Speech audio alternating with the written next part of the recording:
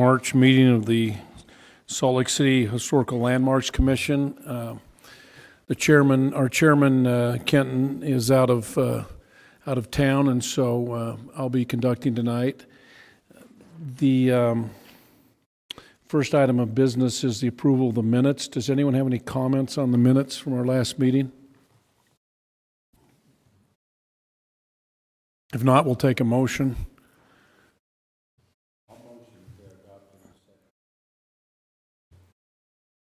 Do we have a second? Second. All in favor? Aye. Aye. I'm abstaining. I wasn't present. Okay.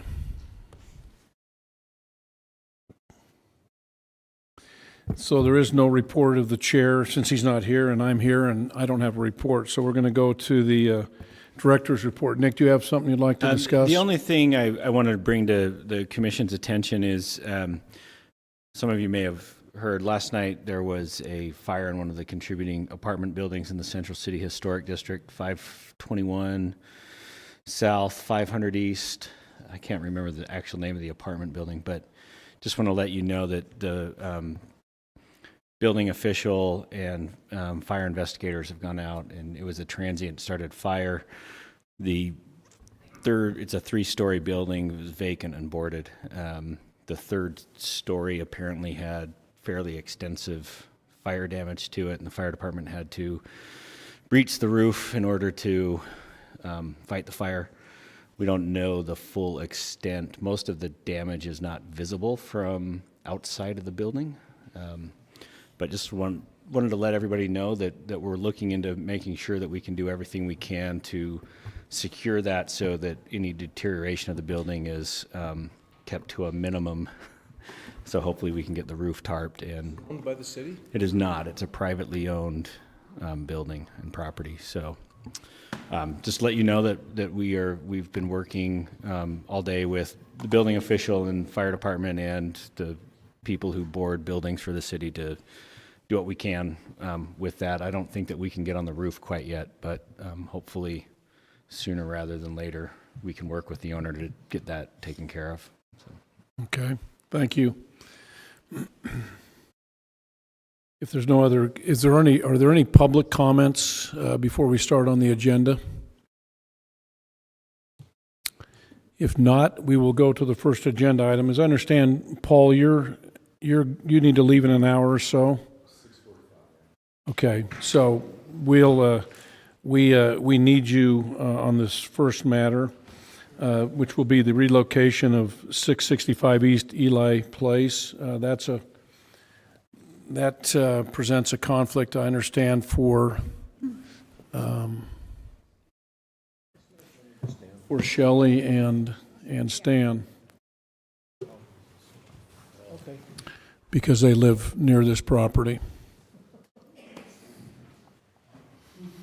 We'll come find you too when we're on to the next item. We'll turn the time over to Lex to tell us about the staff report. Thank you. Good evening, members of the commission. This is a request from Trolley Square Ventures to relocate the structure located at 665 East Ely Place to 636 East Sago Avenue in the Central City Historic District. The receiving site is down the street to the west from the structure's current location. The HLC has decision-making authority in relocation matters.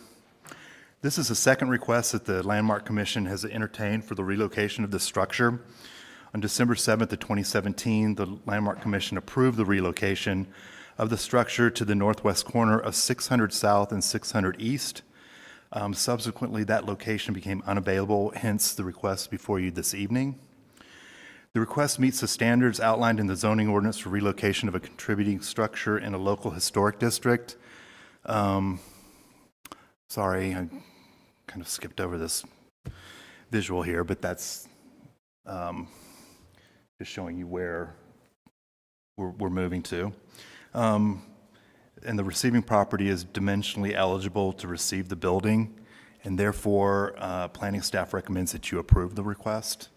And just a final note, planning staff received no comment from the public regarding this request. And yeah, an applicant's here, great. And if you have any questions. Any questions for Lex? I have one. Lex, the proposal is called relocation, and maybe the applicant will provide some additional information, but in the architect's description, it talks about complete dismantling of the structure. Is that still the case in your understanding? That's my understanding. And if you have specific questions regarding that, you would need to ask the applicant. Okay. Because in my lexicon, that would be, dismantling and reconstruction rather than a relocation, which I think has some ramifications when we come to the motion, I think, at the end, but we'll be there. That time. So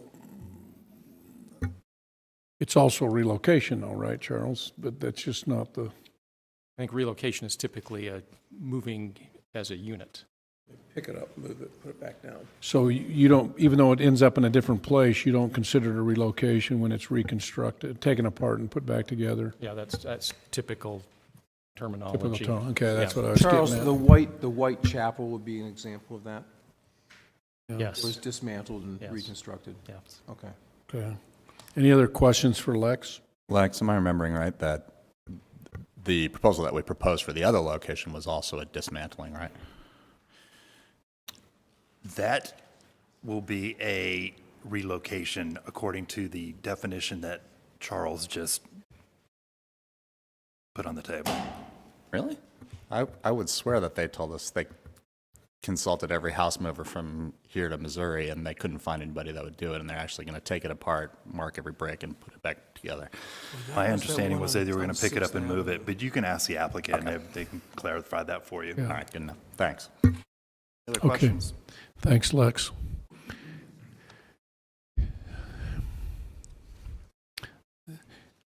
We'll turn the time over to the applicant for a minute. You didn't bring your troop with you. Well, they're coming. They're coming. Thought it was You didn't expect us to be this efficient tonight, did you? Just because you waited 2 hours last time. Thought it was early. Do you have anything you want to share with us? Well, I'm sure Lex was very thorough. This is all part of the Trolley Square expansion project, and this was actually approved once before, but as to another location. And we have the lady, Wendy Mendenhall, that owns this lot in the SR3 zone where we intend to put this. Will be here very shortly, I suppose. And, but we think this is a good location for that house. We think that this house has actually really never had a streetscape to it because, interesting enough, it's kind of turned around backwards. The front door is headed directly north. It doesn't abut the street at all. What you see is the side of the house. We've had the house moving folks look at this more than once. They have said that it cannot be picked up and moved as we had hoped. Has major cracks through the brick and the foundations. The total house only has 706 square feet in it. Basically a one-bedroom and a bathroom that's not as big as this table. So we think that this is a very appropriate way to preserve this house. And we intend to harvest whatever we can from it, the architectural, whatever we do. I might add too, this also requires a subdivision to be performed on that SR3 lot. We've proposed that. That has to be done through downstairs. We've done a DRT meeting on it. They say it can be done, although the sewer connection still has to be approved. You may not know it, and I don't know if Lex covered this, but the sewer is in the back of the houses along Seago. Are you aware of that? And we have proposed in our meetings with developers and whatnot is to move the sewer line, put it in front of those houses along Seagull, hook this one up with it as well at the time, and we know that that is for later approval. So we would suspect that this hopefully would be granted subject to complying with the city requirements in those respects. Any questions for the applicant? So what have you done about the subdivision? Have you filed a plat and asked for subdivision yet? Here's what we're doing, and that gets a little complicated.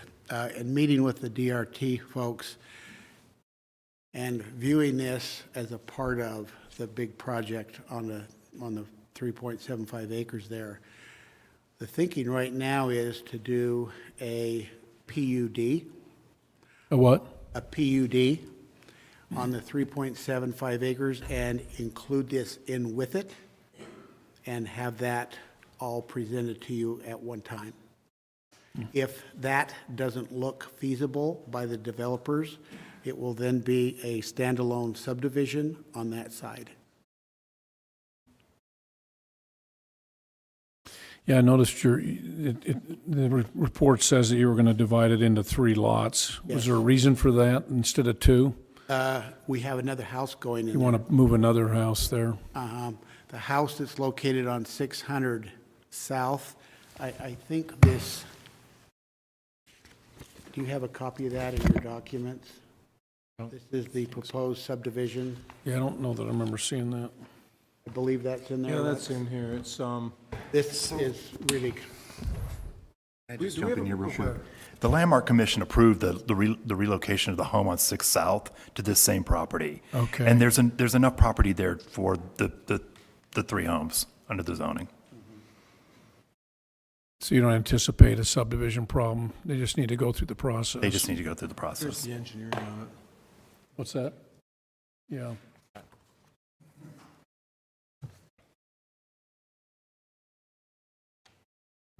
I have a, Chair, Go I have a ahead. quick, while Lex is back up, I do have a question for staff, if I may.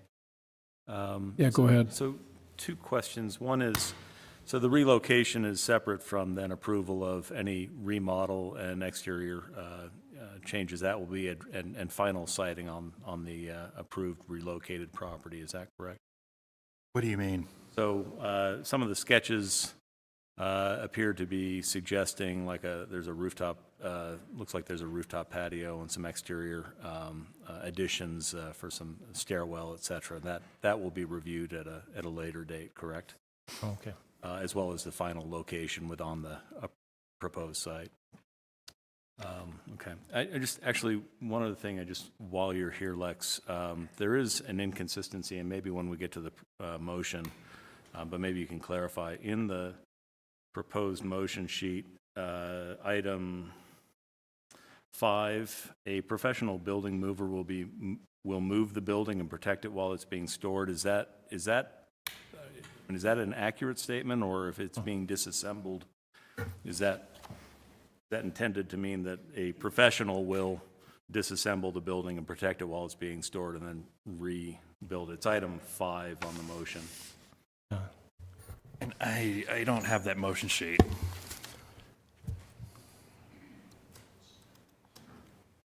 joining me is Wendy Mendenhall. She's the owner of the proposed relocation lot. She actually is residing in the cottage house there on Seagull now, on that lot. So that's the standard. Okay. And whether or not it's stored, is that your concern? Well, I'm just trying to maybe just make sure that there's clarity in what the proposed motion is as opposed to What they're what's been doing. proposed. And it might be a finer point, but I just want to make sure that we're not creating a rift, if you will, later on in terms of, well, you said you were going to move it and not disassemble it, or at least the motion proposed that, and I just want to make sure that we're not. I mean, this may be, Paul, a question for you as much as anybody.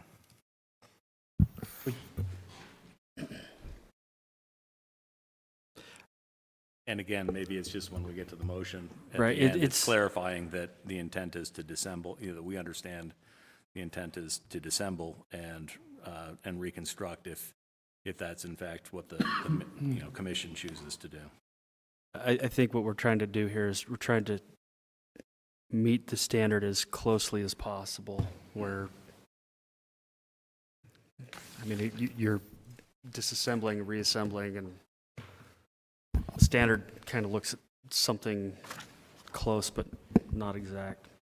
Yeah, I think you can clarify that in the motion for Yeah, sure. we'll just fix the motion to fit the facts when we get there. Did someone else have a comment? Let's finish with the applicant. Do you have any, Trolley Ventures have anything else they want to share with us? Just trying to understand your last comment. Could you be a little clearer on that? Are we taking Well- it apart and storing it somewhere in between, or? What do you intend to do when you take it apart? Are you going to store it somewhere for a couple of years while you build your project, or are you going to move it immediately? Well, that's a timing issue, of course. We have discussed, it really depends on the developers. If we could do it simultaneously, that's what we would try and do. But there's going to be a lot going on over there when that happens, and it is possible that we've talked about having to actually disassemble the house, put it somewhere, get everything hooked up, and then put it in there, right? Right. So that's what they're addressing, and So the motion will simply include that you'll protect it while being stored if that's what you have to do, if you can't move it straight to the site. So exactly. that's, I think, all we were talking about. Do you have anything else you want to share? Does anyone else have any questions for the applicant? Yeah, just a quick one. This is the same building we were talking about moving to 6th and 6th, right? Correct. Okay. As I remember asking a really pointed question of the architect, saying, how are you going to do this? And he said, we're going to meticulously take it apart, kind of brick by brick, label it, move it, and then reassemble it. So I just want to be clear, right? The last time we approved this, you're doing essentially the same thing. It's just a different location that Different it's ending location. up at. Okay. Same- Thank you. Okay. Anyone else? Okay, thank you. Is for the person whose lot this house will eventually wind up on, hopefully. She also did the Victorian house on the corner. Would you like to talk about that? Tell them what your experience is on that you're very capable of doing this project? You mean the? Your Victorian Oh, house. yes. Well, I love the architecture, so luckily, this is a great project. I love keeping that kind of architecture as much as we can. So we've done several projects, and they've turned out beautifully. I'm excited for this one. Good. Yeah. Okay, good, thank you. Does anyone else have any questions for Lex before we move on? Right, then we'll excuse you, and we have some public comments. Brian Hutchinson, are you commenting on this project? I can't tell from the numbers. Is Brian here? You're on the other one, okay. So we just have one comment then, Cindy Cromer.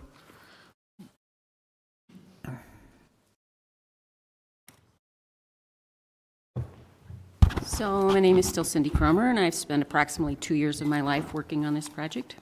Been a little hiatus recently. The tax photograph that's coming around is one that I located 3 years ago in the archives out at Hunter for the county tax records. And I brought it in today so you could notice that there are prominent basement windows on the structure when it's not all overgrown. And that will get relevant as you look again at the proposed remodeling. But let's start where what really matters, in that there were 4 houses proposed for demolition, and we're now looking at the relocation and renovation of 2 of them. In my world, those aren't bad numbers. They're not optimal numbers. But one of the houses of the four is in very bad condition, and the other one has been deemed non-contributory. It always looked funny to me. It's up on a podium. It's already been moved once. So this is the most important, from my perspective, of the four houses because it is unique. I don't know of another structure in Salt Lake like this. It's also characteristic of the statement of the Central City Historic District, which is modest working class housing. So this is a very important structure to keep intact. It is wonderful to have it relocated on the same block. That is absolutely the best we can do. I really appreciate the commitment of the developers to get this done. I have some concerns that it may get kind of Disney-esque as we move forward, and I hope it continues to look like an old house and not something fabricated for a movie set. But for where we are now, it's really quite remarkable. It's been a long haul and a lot of meetings, but this is as good we can do for this structure that certainly deserves to remain. Thank you. Thank you, Cindy. Are there any other public comments? Okay, we will close this matter to the public and discuss it as a commission. Comments, Charles? Sure, let me just, I'll start with, I've already made the kind of the question, the query about the definition of relocation, and Paul, my memory is not as sharp, but I don't remember it being a dismantling and a reassembling at the 6th and 6th, but it's possible. I wish it wasn't. I have some similar concerns that, as were just expressed, I think, in making sure that it goes back carefully and retains its integrity. We'll have to massage the motion because I think there's a lot of things here that don't apply exactly. And You are massaging it, right? well, I've made some notes on it anyways, but any case, I am in favor of its relocation and its successful rehabilitation. So. Right. Others? Any other comments? Yeah, it seems to me that unless the original face brick is reused and the original lintels and sills, which are nice stone, that we'll end up with a project like the Whitechapel, where the form of the building is what it was originally, but the brick is new. And like the woman that just spoke said, Cindy said that then it starts to look like a Disney set. And I kind of hold my nose on this one. It's in an interior block. It's just great that it's getting recreated. But I personally don't have high hopes. And that's based on, if you look in the staff report, which has very, very few pictures, I might add. There's only one photograph in the staff report that I see. On the architectural drawings, there are two building sections. And to the best of my knowledge, this is a masonry building today. The building that's being proposed is a wood-framed building with a masonry veneer. And good-looking one, I might add, but it's a masonry building with a brick veneer. So maybe those are more observations and questions. Well, I suppose as I think we just learned, I mean, the actual reassembling and rehabilitation of this building is coming as a future application. Is that, did I understand that correctly or not? Maybe come back, yeah. I think so. Are we just? Because there are a lot of architectural questions, I think. And so that's the question, is this the entire packet, I guess, from... I brought in drawings today and was told to go back and label them, and I'm looking at these drawings, and there are no labels. Yeah, and there are issues of guardrails and parapet heights and things like that. All sorts of stuff. I guess I assumed that this was still fresh in the memory of the commission, and that's my fault. The extensive photographs, the report regarding how the building would be moved was included in the staff report for the December 7th of 2017 when this was first heard. So I apologize for that. I probably, in retrospect, should have included that if that was important. Yeah. Yeah, because I have specific concerns about guardrails. There's, as Tom pointed out, there's an optional reference about a rooftop patio on this, and yet it has parapets that aren't guardrail height. You know, what's a guardrail going to add to this building? There are large window wells proposed. Yeah, Will they and- require guardrails? And so Some they things would, like in my that, mind, they so- would need a certificate of appropriateness once they submit a building permit. And the question in my mind tonight is does this meet standard for relocation?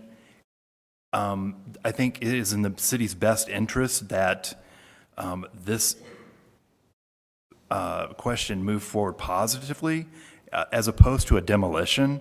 And I think that's what's on the question tonight. The particulars of how this gets reconstructed, you know, I have not thought that far through. I don't know that I can answer that for you, how that happens. We see so few of these. I've never done one. Right. Would it maybe be more appropriate that this proposal is a change of landing address for this project?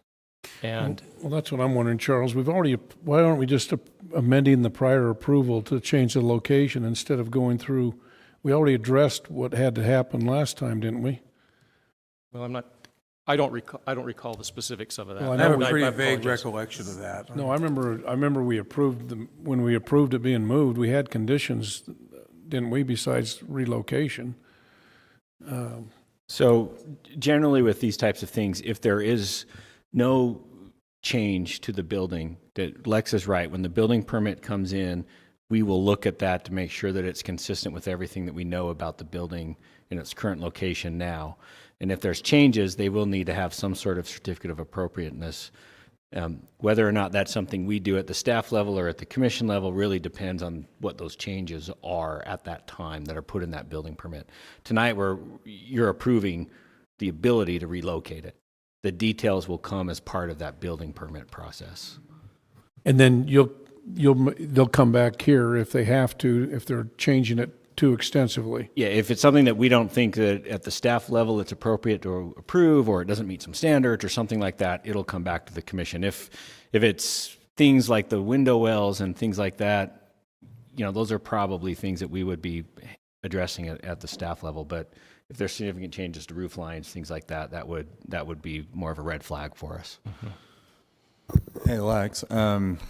Now this is all coming back to me. Am I right in remembering that for the last proposal, it was going to be on the corner, and there was actually a not insignificant addition proposed There to was. the property that was going to convert the whole thing from a residential property into a commercial, correct? That's correct. All right. So, I mean, it's been a while, but the upshot of that is that, to me, what we're looking at here is much more of a, consistent with its current look and feel than what we were going to end up with previously that we approved. I would agree with that. Okay. Good input, Paul. Another question for staff. And this may have been a question that was discussed last time, but is there a time frame for reconstruction that comes with the dismantling of this? I mean, I think I would hate to approve, the dismantlement and only to have it sit in the warehouse without having the city have any ability to, basically, have any teeth in terms of the actual reconstruction and maybe I'd love to hear, staff input as well as perhaps from the applicant, if commissioner, if chairman would be approving of that. I can answer a couple things there. Okay. This whole trolley project is a Rubik's Cube. There are so many moving parts to this, and the timing and all the processes that they're going to have to go through with the city, not only before the Landmark Commission, but subdivision plan stuff before the Planning Commission. And they have been working to try to get there. in terms of timing, I don't know what their timing is on if this building is stored, if they do it immediately or not. Once we issue a COA, I think the way the code reads is that they have, they have to act within a year. So Okay. I don't know if that's helpful, but Am I correct in reading that they will also be on the hook with a bond? they have to post bond. Okay. Okay. Thank you, Paul. But should we be conditioning our approval on, to your point, Tom, that they have approval to put this in the new location? Otherwise, you could be stored for 30 years while you get a location approved if this one ended up never materializing.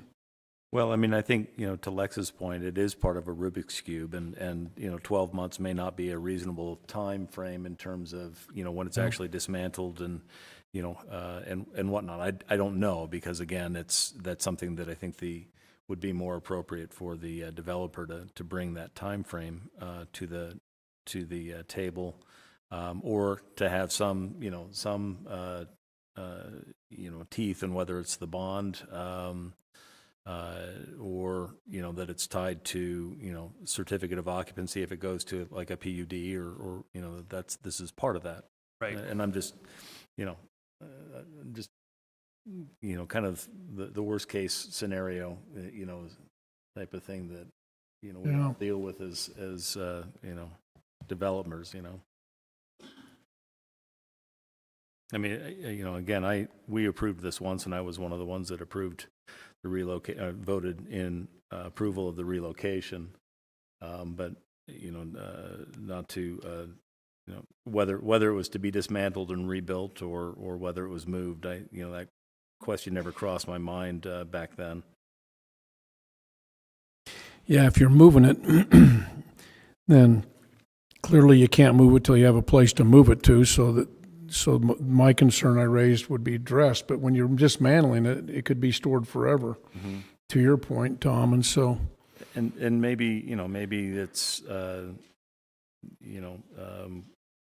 we leave that to staff to find something that is meets the spirit of what the applicant has brought in front of us. I agree with that. The point being that there needs to be some comfort at the staff level that there is a place for this to go before you let them actually tear it down. And there will be processes that they have to go through that will solidify that. Okay, when they get the actual permit to do the Right.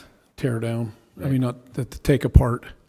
Yeah, for example, that subdivision has to be finalized before we can authorize the structure to be put on that site anyway, because Right. the zoning wouldn't allow it. And so that would have to take place.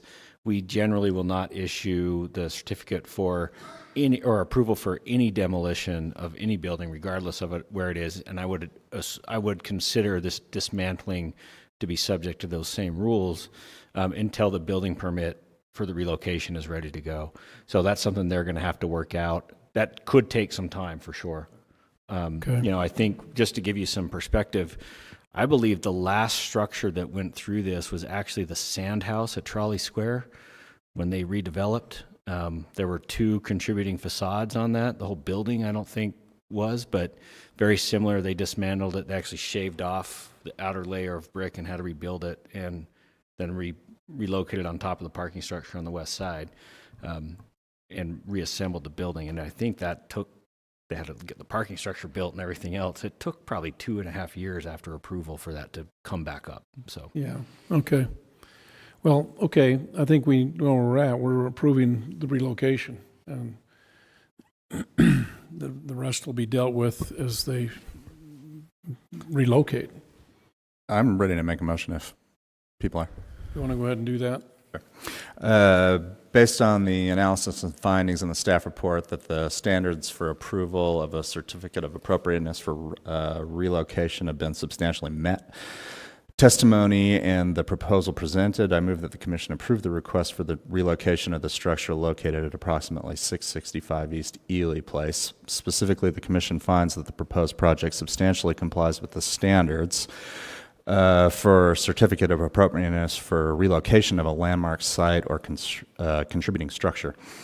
considering the application for a COA for relocation of a landmark site or a contributing structure, the HLC finds that the project substantially complies with the following standards. The proposed relocation will abate demolition of the structure. Proposed relocation will not diminish the overall physical integrity of the district or diminish the historical associations used to define the boundaries of the district. Proposed relocation will not diminish the historical or architectural significance of the structure. The proposed relocation will not have a detrimental effect on the structural soundness of the building or structure. I think the professional building mover part does not apply. So, and number 5, a financial guarantee to ensure the rehabilitation of the structure once the relocation has occurred is provided to the city. Why wouldn't we include 5 in there in terms of if they dismantle it and store it?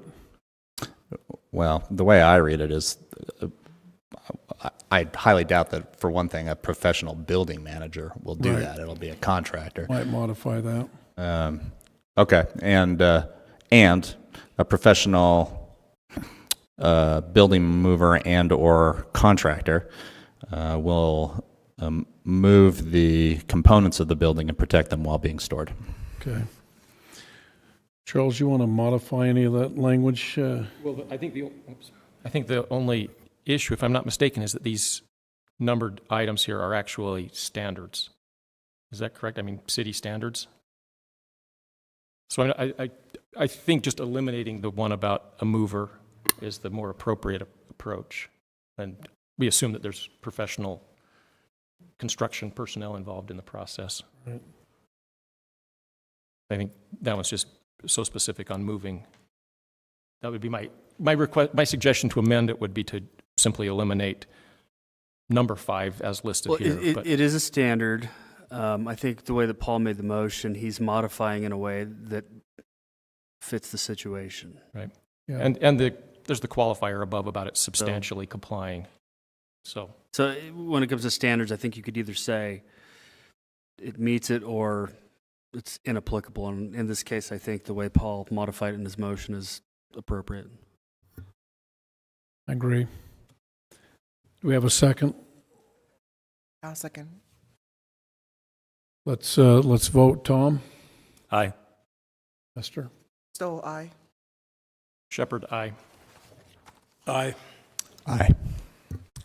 Okay, that passes. Obviously, thank you, Lex. Thank you, Trolley Ventures.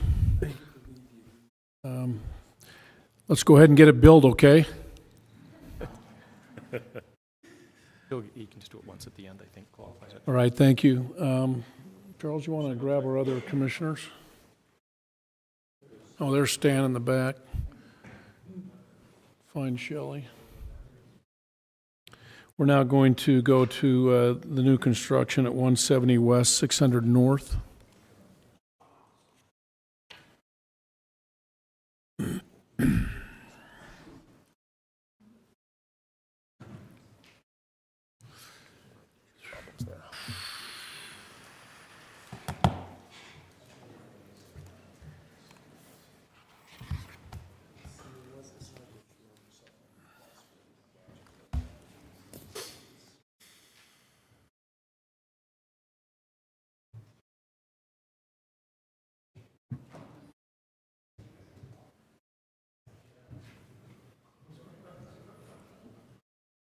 This is Amy, right? Yeah, So you're filling in for presenting- Ashley. Right, I'm presenting this on behalf of You Ashley. kind of tricked me right there for a minute. Thank you, Amy. Go ahead. Yep, no problem. So this is a request for new construction and special exception at approximately 170 West 600 North in the Capitol Hill Local Historic District. Photos of the existing site can be seen here. There's a garage on the site, and there's also a driveway that will be removed to accommodate the new construction proposal. This project is before the Historic Landmark Commission because new construction of a single-family dwelling requires your approval, as do the special exceptions that are associated with this request. There's 2 special exceptions. One is a request for window wells that are wider than 6 feet, and the second is for the accessory structure to be 50% larger than the footprint of the proposed single-family dwelling. This slide shows the subject property and adjacent properties. The subject property is starred there in the top photo. And the proposed single-family dwelling has a footprint of approximately 989 square feet with a basement and 2 stories above ground. Second-level balconies are proposed on both the front and rear facades. The primary building material is slate and stucco. Windows are aluminum clad wood, and slope portions of the roof is a standing seam metal roof, and flat portions are a roof membrane. Entrance doors are fiberglass for the ADU as well. And the ADU structure is a 2-story structure. The accessory structure is a 2-story structure. The bottom has a 2-car garage, and the top is a accessory dwelling unit. The footprint of the accessory structure is approximately 644 square feet. And vehicular access to the property is from Clinton Avenue, which is a street north of the property to the rear of the property. And it's accessed via an alley that stems from Clinton Avenue. And then the pedestrian access to the property is along the east side of the elevation, or along the east elevation of the property, and the pathway extends back to the proposed accessory structure. The applicant, again, is requesting special exception for window wells that exceed 6 feet wide. Those are all located on the west elevation of the property. The applicants indicated that those are the minimum size necessary to meet building code requirements for egress. All of the egress windows are proposed on that elevation. And then, the second request is for a footprint of the accessory dwelling unit that is larger than 50% of the house on the property. So the house on the property, 50% of that would be 495 square feet for that accessory structure, and they are proposing 644 square feet. Analysis has been provided in the staff report related to those, as well as just some considerations regarding the site constraints and the width of the property, as well as maneuvering into that accessory structure. These are photos of the surrounding context on the block. This is the north side of 600 North. And this is the south side.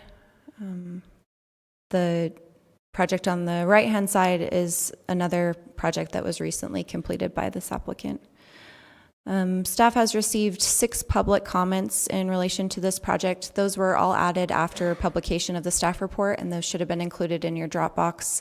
One of those comments is opposed, 5 are in support of that project.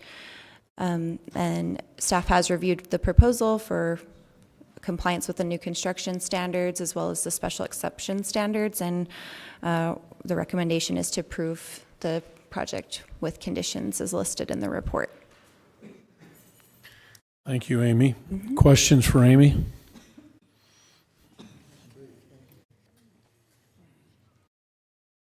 Amy, could you just run through the 2 special exceptions that are being requested and help us understand those?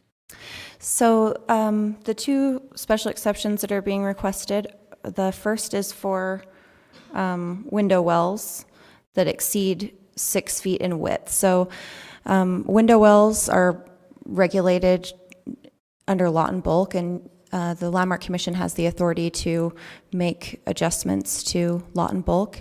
And on this particular lot, because of the width of it, it allows for the setbacks to be rather narrow, and with the pedestrian access on the east side of the property, the thinking is that it would be safer access for those pedestrians to just walk on a path as opposed to over all of those window wells if they were on either side.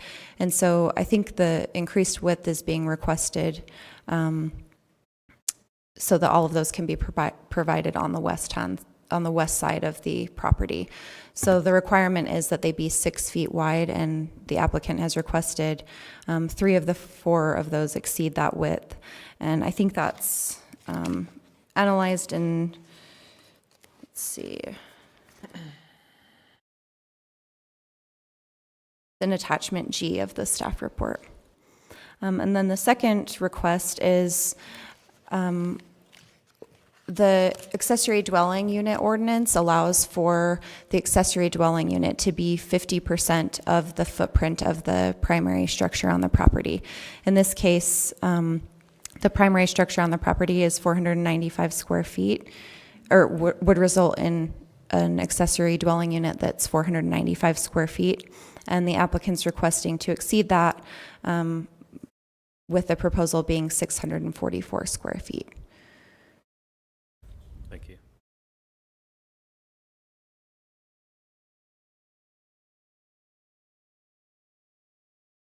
What does the zoning allow, Amy, in terms of occupying? So there's a living unit in the accessory building above the garage, right? Yeah, So you could rent it out and you could have two different occupants on the property? Yeah, we recently passed an accessory dwelling unit ordinance. Accessory dwelling units are actually just a permitted use in this zone. They do have to go through a process in a single-family zone, but that's not applicable here because the SR1A zoning district allows for accessory dwelling units. There are some requirements in terms of registration and owner occupancy, and that would all be done just as part of the permitting process. That's not something that goes through a planning process in this particular case because it's an allowed use in that zone. Other questions for Amy?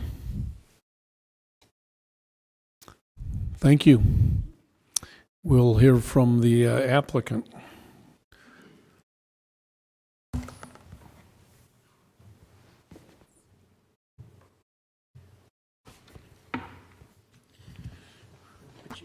Maybe you could share your names with us and tell us who you are.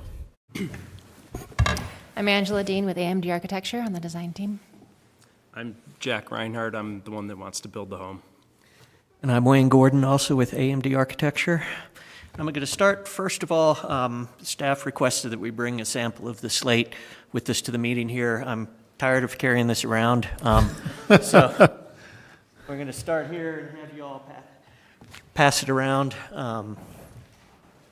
It's common overall. You don't see a lot of slate siding here in Salt Lake City, but we'd like to share with you, and glad to get that off my hands, first of all. So, well, eventually. Yeah, but you can hang on to it for a while. It's I have been.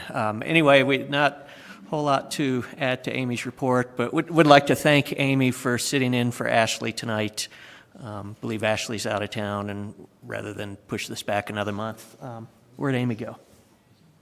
Oh, there she is. Thanks. Thank you. Want to add a couple things real quick. Jack Reinhardt here has lived in the neighborhood, 10 years now? probably 10 years. About 10 years. So, and he will be, he and his wife will live in the primary residence, which is actually one of the requirements for an ADU. I think there might be a little confusion to some in the report. There were a couple mentions to Rama Rentals with the word rental, but it will be owner occupied as required. Just clear that up. Second, to address the window wells, we, again, as Amy said, have got all the windows on the west, so you don't have to walk on them. Another thing we wanted to do was standardize the windows. I guess technically we could have 8 windows of 8 different sizes, but wanted to keep some regularity. So the 2 of the rooms, the northernmost room and the southernmost, the windows are sized for egress, lighting, and ventilation. It may be a little big in the middle bedroom, but again, we didn't want a hodgepodge of different window sizes. So that increased the window wells slightly. And then to address the size of the ADU,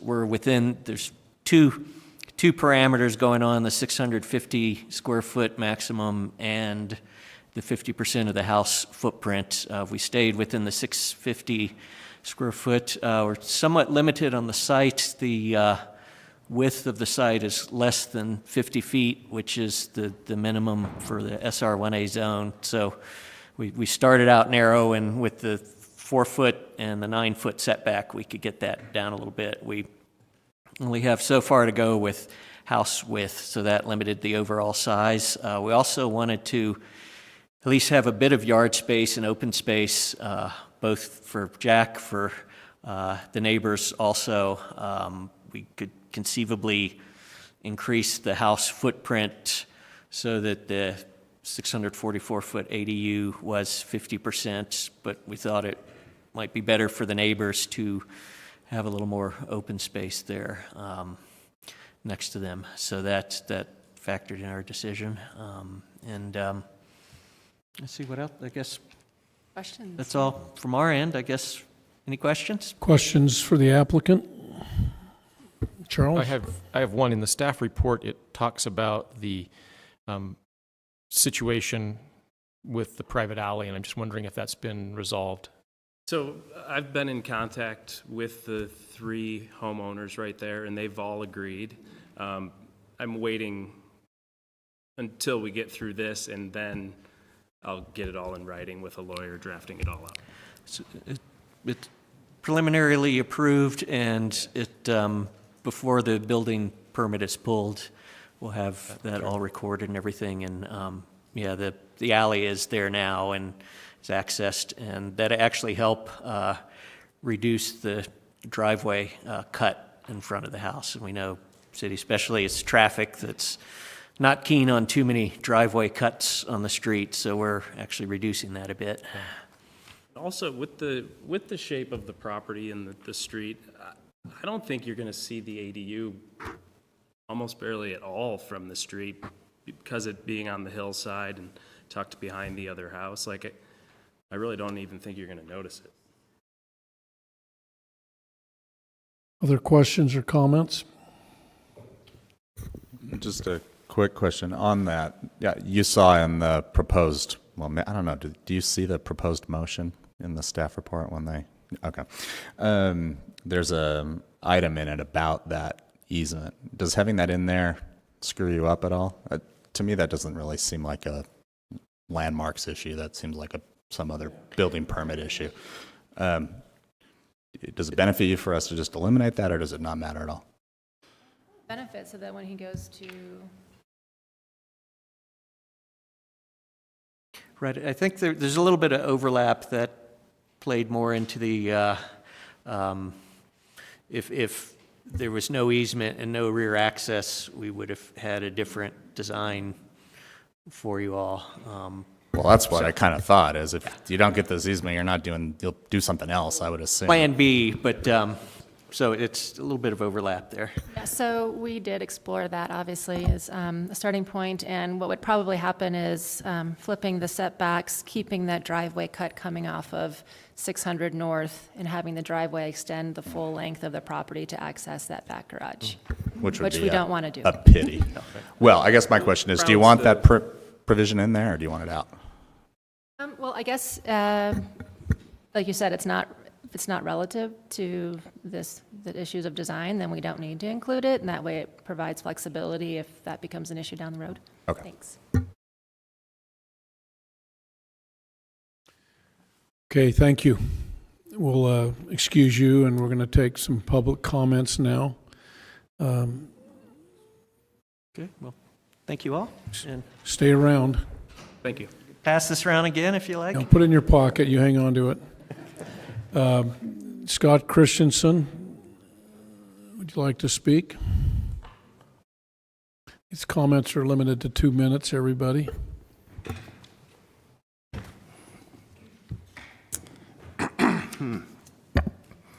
Hi, my name is Scott Christensen.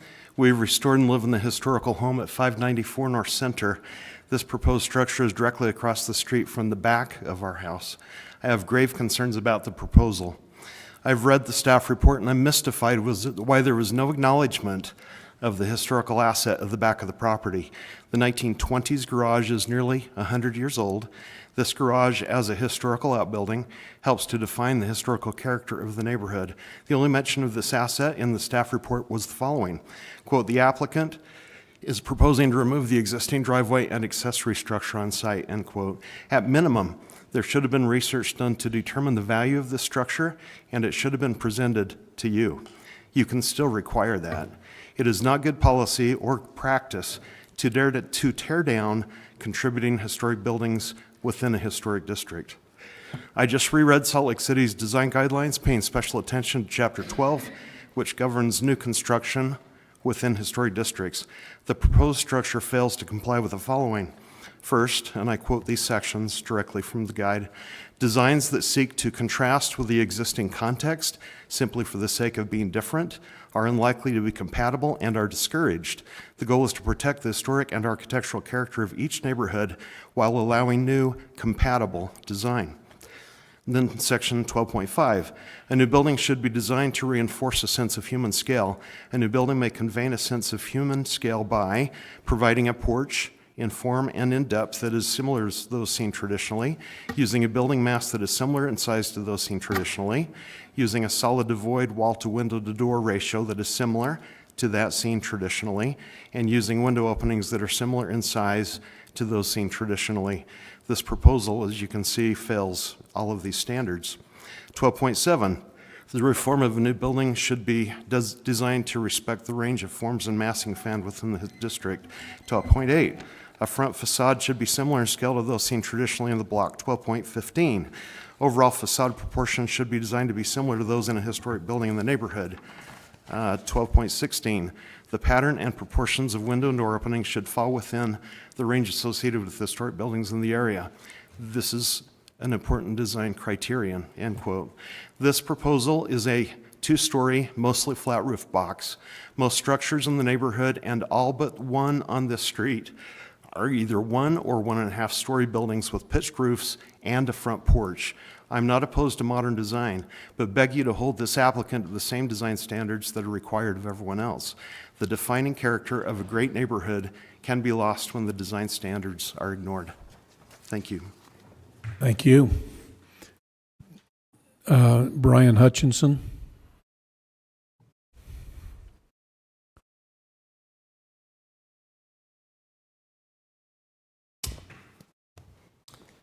Before I get started, before the clock starts, can you distribute that packet?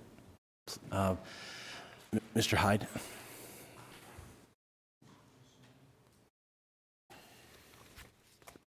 There's only one color copy, the other black and white. So. Okay. We'll give the color to Esther. Everyone got one? Go ahead. Okay, thank you. It's appropriate that landmarks this meeting in this wonderful historic structure, largely saved and restored by efforts of visionaries like Bob Bliss, the original dean of the University of Utah University of Utah School of Architecture, who worked with modern architects like Sugden, Hallett, Hermanson, Mitsubishi, Quigley, and others. Page 1, there's a picture. There's a historical neighborhood context. As Scott mentioned, it refers to scale, roof lines, windows, porches, setbacks, materials, not a stucco and glass box that would be more suitable for an industrial park. You look across the street, and that's more of what you have. Page 2, there's a picture in the foreground of an unfinished drive with residual fill dirt. By the way, that never got cleaned up by the same builder and developer, okay? So there's fill dirt still over the gravel that we had before there. In the background, there's an 1880s brick home with a historic barn, garage, and there's a mature tree, and there's a the profile of the hill behind. The third picture shows the same builder, architect as, this is the same builder architect as 165 West 6 North, a maximum footprint close to the street setback, with a height variance. The 1 year prior to the construction of this building, the owners of the adjacent home, Kendall and Jason Good, are now distraught because they lost the mature trees and the view of the Great Salt Lake and the Antelope Island were moved. In addition, this body approved a height variance for the second story, which makes it impossible, even for Kendall and Jason, if they build a second story in their house, which is just uphill, they still can't see over the box that was placed before them. Picture 4, there's a picture of unstable fill, patio and apron not compacted, concrete not properly reinforced, example of poor workmanship, builders sold as is, which degrades the neighborhood. And I got 2 more things. A street view of not the owner occupant By the way, I must say, Jack has mentioned to the owner of the house next to it, which he also owns, he told Lily he and his lovely family are going to be moving there. This is how developers operate. They skirt the rules. They say we're going to live there, and that is one criteria for the approval of this project. Okay, so by the way, he's not living there in the 1880s house. Okay, and so now we have mature trees on the hillside, which would be compromised by oversized, architecturally insensitive proposal. Finally, there's a map that reveals easement conflicts. Easements are on fully owned properties. They can't make such easements for cannot be allowed by these owners if they don't own the property outright. Okay, that's one thing that this body doesn't have to deal with, but I know that is the case. And so access to water, sewer, water routing, and loss of off-street parking for the original 1880 structure need to be considered. By the way, the cars are not for the 1880 structure now get to park on the road. That is a screw up, and I think this body needs to work with the city and definitely developer to protect that, and to correct that, reverse that. There's a big problem with parking along that street, and I guess I'm done. Thank you. Any questions? Thank you, Brian. Do you have any questions? No, we don't. Okay, thank you. We don't usually do that. Thank you. Need 3 minutes. Amy, can you come back up before the applicant does? We're closing the public comment. I have a question about the existing structure. It would be an accessory if there was a house there, but when there's not a house there, how is it viewed by staff? The garage that's there, it's maybe 100 years old, but does that matter if it's not an accessory to something?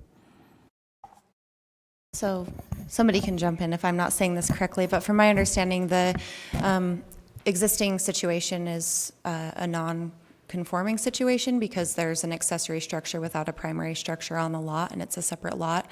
For the purpose of looking at contributing and non-contributing buildings, with the exception of things like carriage houses that are identified in our surveys and actually surveyed as part of the historic integrity of the property. From my understanding, we don't look at accessory buildings for their historic significance. Is that right? Right. Nick, do you have any input on that? So just on the accessory structure, on accessory lots, kinds of things, that's not unusual. We have that in the city. It's very common, particularly in the avenues. So, we do view this as an accessory building on, I mean, it's a legally existing lot, but I don't know if we know how it came to be, but it clearly is an accessory building, even though there's not a primary building on the lot. Okay. But the rules change about about preserving something like that when it doesn't have anything it's accessory to, though, Correct. right?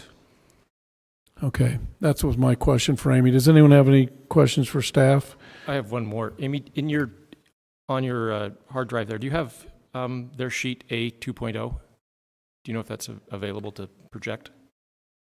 That's the elevations and the streetscape.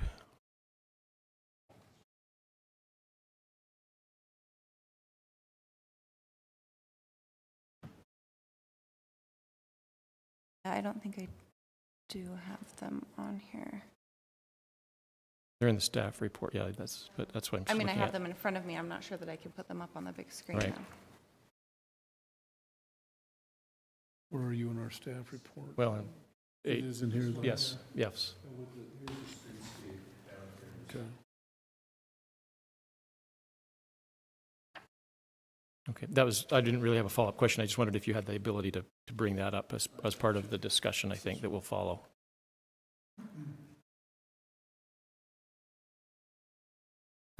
Yeah, the figure ground here that's A 2.0 is this drawing. It makes it appear as though this new structure is lower than the others, the existing streetscape.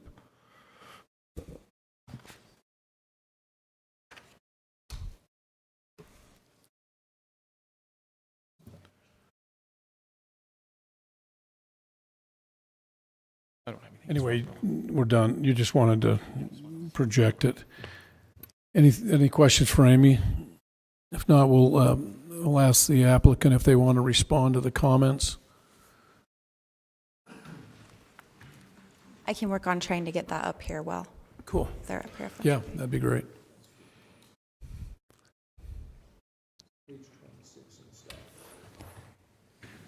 I have a portion of A2.0 with that piece of slate, but that's probably not quite enough, is it, Charles? Okay. What has been the use of that garage the last many years? Is it empty? Yeah, But it's been owned independent of houses around it? So it's just been owned, whoever owns the lot has not used it as part of owning a house in the neighborhood? One of our very first steps was working with staff to ensure that our plans could move forward and whether or not we could remove that structure, and it was deemed non-contributing, and so that's how we proceeded. Yeah. And it is old, non-contributing. There's been a lot of changes over the years, and it's actually not very structurally stable right now. So I guess it's basically removing itself. And as much for safety as anything, our applicant decided to remove it. Do you want to respond further to the two comments, public comments that were made? I would like to, just regarding Brian's.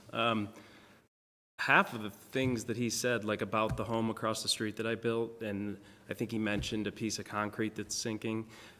Justin that lives there, he has a warranty on that house, and I'm in constant communication with him, and we're just waiting for the ground to thaw, and that happened from a sprinkler leak.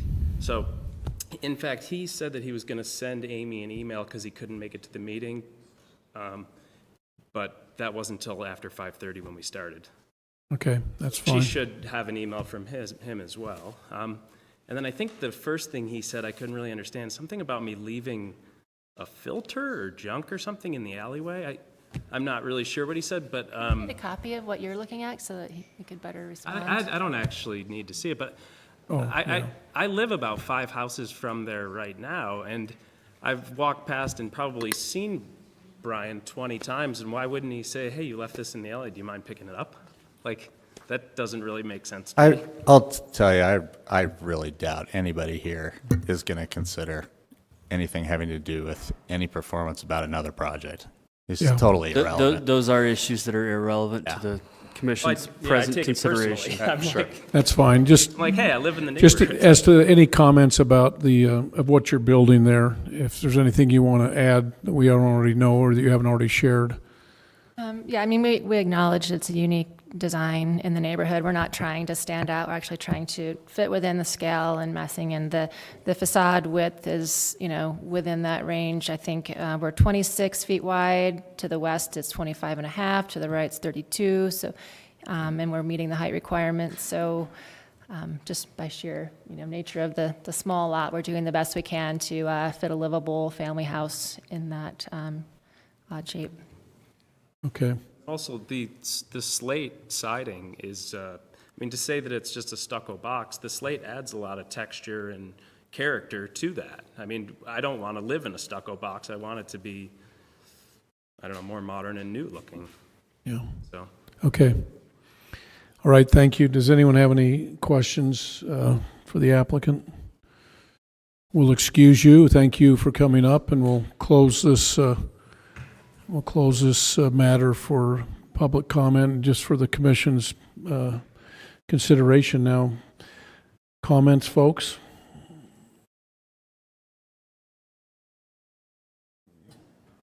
Paul, you want to start?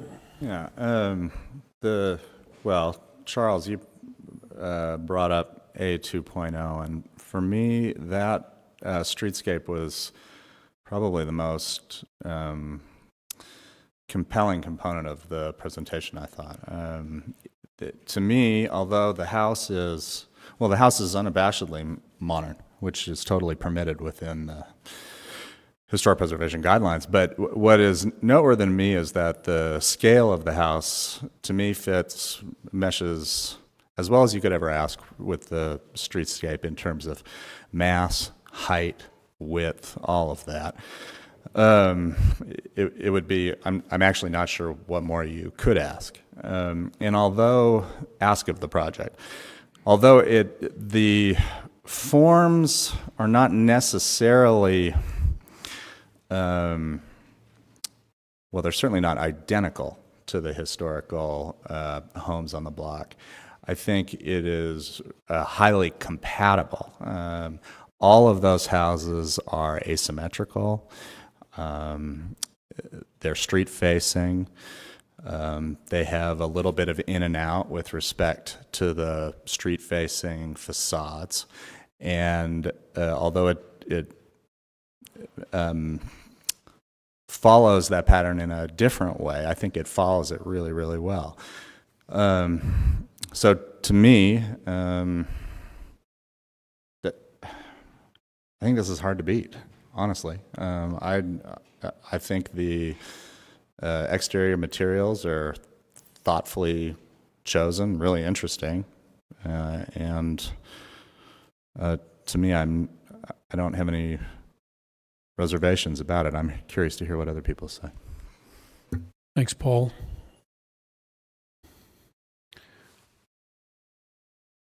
Well, I'd like to ask just a couple of questions of the rest of the commission, or maybe just open some conversation. The special exceptions, are things that I always think that we ought to be, talking about and really evaluating. Personally, I think with the window wells and the move to provide to address the scale that Paul just touched on, and yet provide additional usable living space down below seems handled well and quite appropriate. The ADU in the back at 2-story and 600 and approximately 25 square foot on 2 levels. I wonder whether you could create a livable 1-bedroom and 2-car garage at 495 square feet and stay within the criteria. It seems that while I echo many of the comments that you made, Paul, that's something that we ought to be careful about. Allowing it here versus perhaps in a different location. I don't know. That's one that bothers me a little bit, just in terms of square footage. I think, Tom, in response to that, I guess the constriction of the site, I guess, is the one rationale for that special exception of there's only so much of a house you can build here that allows that. Though I have my concerns, I guess, on the ADU and the garage are, while it is interior to the block, it has access from the north, and we don't really understand its context, I don't think, from this, and it's a much more simplistic expression, I think, as well of the development. Streetscape is very, I think, is compatible scaled on the streetscape, just on that aspect of it. The glazing, it's, and you all know that I've in the past have also had concerns about the comments in some of the standards and guidelines of window configurations and such that were read to us, and to have the entry, and there's actually 2 south elevations on 201, but the correct one is on the upper level. The corner of that building is glass. The south, it wraps the corners as a full glass structure, which is different and strong and bold, and different and strong and bold. Is it compatible? I don't think so. I think I have some trouble with that.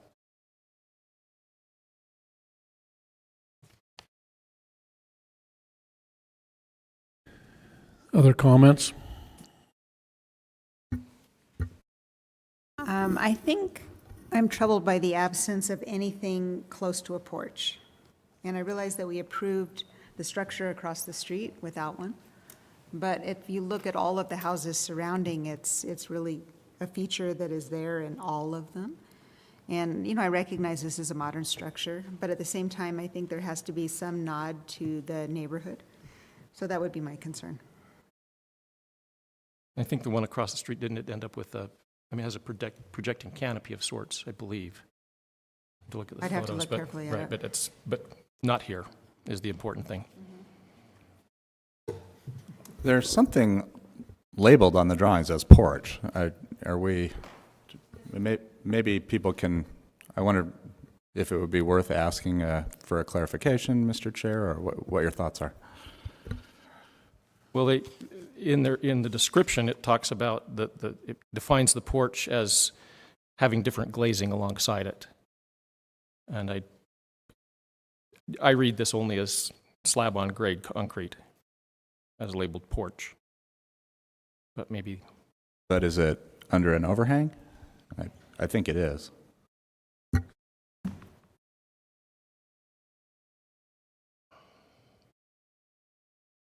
Would it be worth asking Amy to come back up and address it maybe, or? Can you answer that, Amy? I don't see it. I'm not sure if I can answer the details about the porch. I think it has a second-story porch and then an overhang. The applicant might be able to better answer that, or I can pull the drawings up here if that's a little easier. Yeah, let's just Yeah, where are the 3Ds? You're right. ask our architect here to tell us what. Page 31 of the submission by the architect has Apologize if three-dimensional that renderings. wasn't clear. There is, the lower roof line over the entry does project out over the porch area. So it is basically a two-story high roof that extends out over that, that entry. So it is covered, but it's, I'm not sure which version you can see it best in. Yeah, I'm seeing that. Shelley, do you like that? Does that Yeah, but that's the address what you other were? building, but yeah. Keep a little farther. Yeah, Not so you can really. see out over the glass corner. You may not like it, but you agree it's a porch, or you No, don't I'm think not it's sure a I do. porch? No, I don't think it is. Yeah, here it is there. Yeah, I can see what it is, but I'm just not really persuaded, I guess. But maybe I it see, I could was develop. thinking, when you said porch, I was thinking decking, but you're talking a porch like we have on our, front door.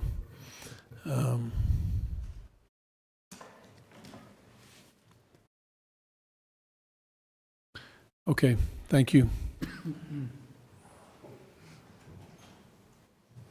So we've had some different comments and observations, so should we head towards, is this something we're gonna approve, or is this something we're not gonna approve? Paul, you'd approve it. I'd probably approve it. Stan, you would. David would. Why didn't someone make a motion then? I'm happy to. Based on the analysis and findings listed in the staff report, the information presented, and the input received during the public hearing, I move that the commission approve petition PLN HLC 2018-942, a request for certificate of appropriateness for the new construction of a single-family home and accessory structure that contains an ADU, and petition PLN HLC 2019-111, which is a request for two special exceptions, one for the placement of window wells in the side yard of the principal structure that exceed the maximum permitted width, and another to permit the proposed accessory structure with ADU to have a footprint that exceeds 50% of the footprint of the principal structure, with the following direction. One, approval of all final design details, including specific direction expressed by the commission, shall be delegated to planning staff. And two, prior to the issuance of a building permit, the applicant shall complete the lot line adjustment process through to recordation so that the parcel's lot lines reflect what is shown on the submitted site plan. The following must be met. A, adjustments made to 170 West 600 North, the subject parcel, shall result in a minimum lot size of at least 5,000 square feet and a lot width that is not less than 42.4 feet, measured at the front yard setback line of 15 feet 8 inches. and B, adjustments made to 172 West 600 North shall result in a lot area and width that are no less than what is currently existing on site. You want to add number 3, don't you? No, I think I'm going to just leave 3 because I don't think it's a historic landmarks matter, and the permitting process will govern that. Yeah, that's true. I'll second the We motion. have a second from Stan. Let's start down there with you, Paul, and let's vote. Aye. Adams, yes. Richardson, aye. Harding, nay. Shepherd, nay. Stoll, nay. Brennan, nay. So that fails 4-3.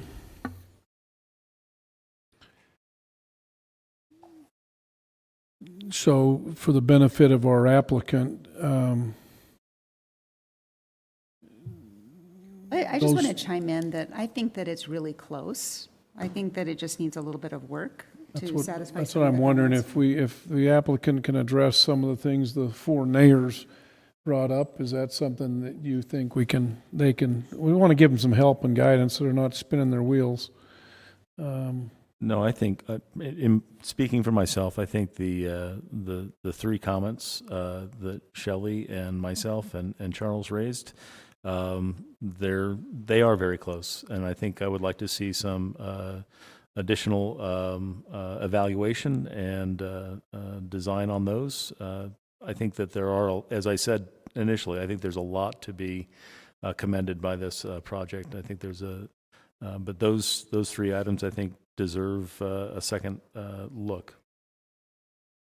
Just for everybody's benefit, the 3 items were, I know the porch, but what were the other 2? The porch, the scale of the size of the ADU relative to the special exception, and the glazing on the front, which I guess maybe that's 2 sides of the same Porch. It's all porch coin elements, in but terms yes. of the porch. With a denial, do they have to resubmit, or can we? It's not I a denial. personally- We have Failed motion. Oh, we have a motion that was failed. failed.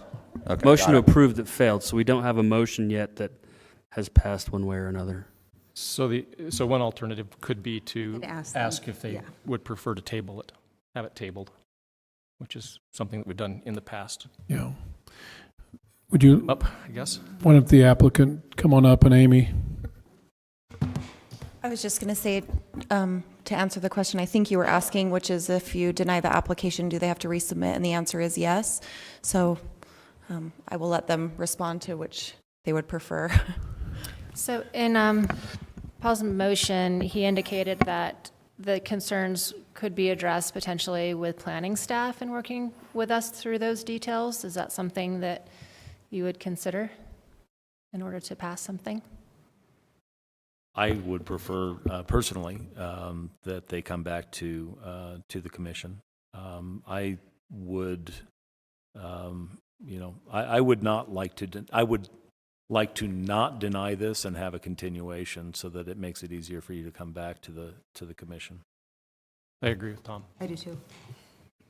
So let's, if it's okay with you, rather than ask us to rule on this application, if you just agree to a continuation and come back in a month or 2 and address some of the concerns that have been raised so we can still address the same application. You don't have to start over. Okay, could I ask some questions just to clarify where we go from here? So with Tom, with the size aspect, are you wanting us to hit that 495?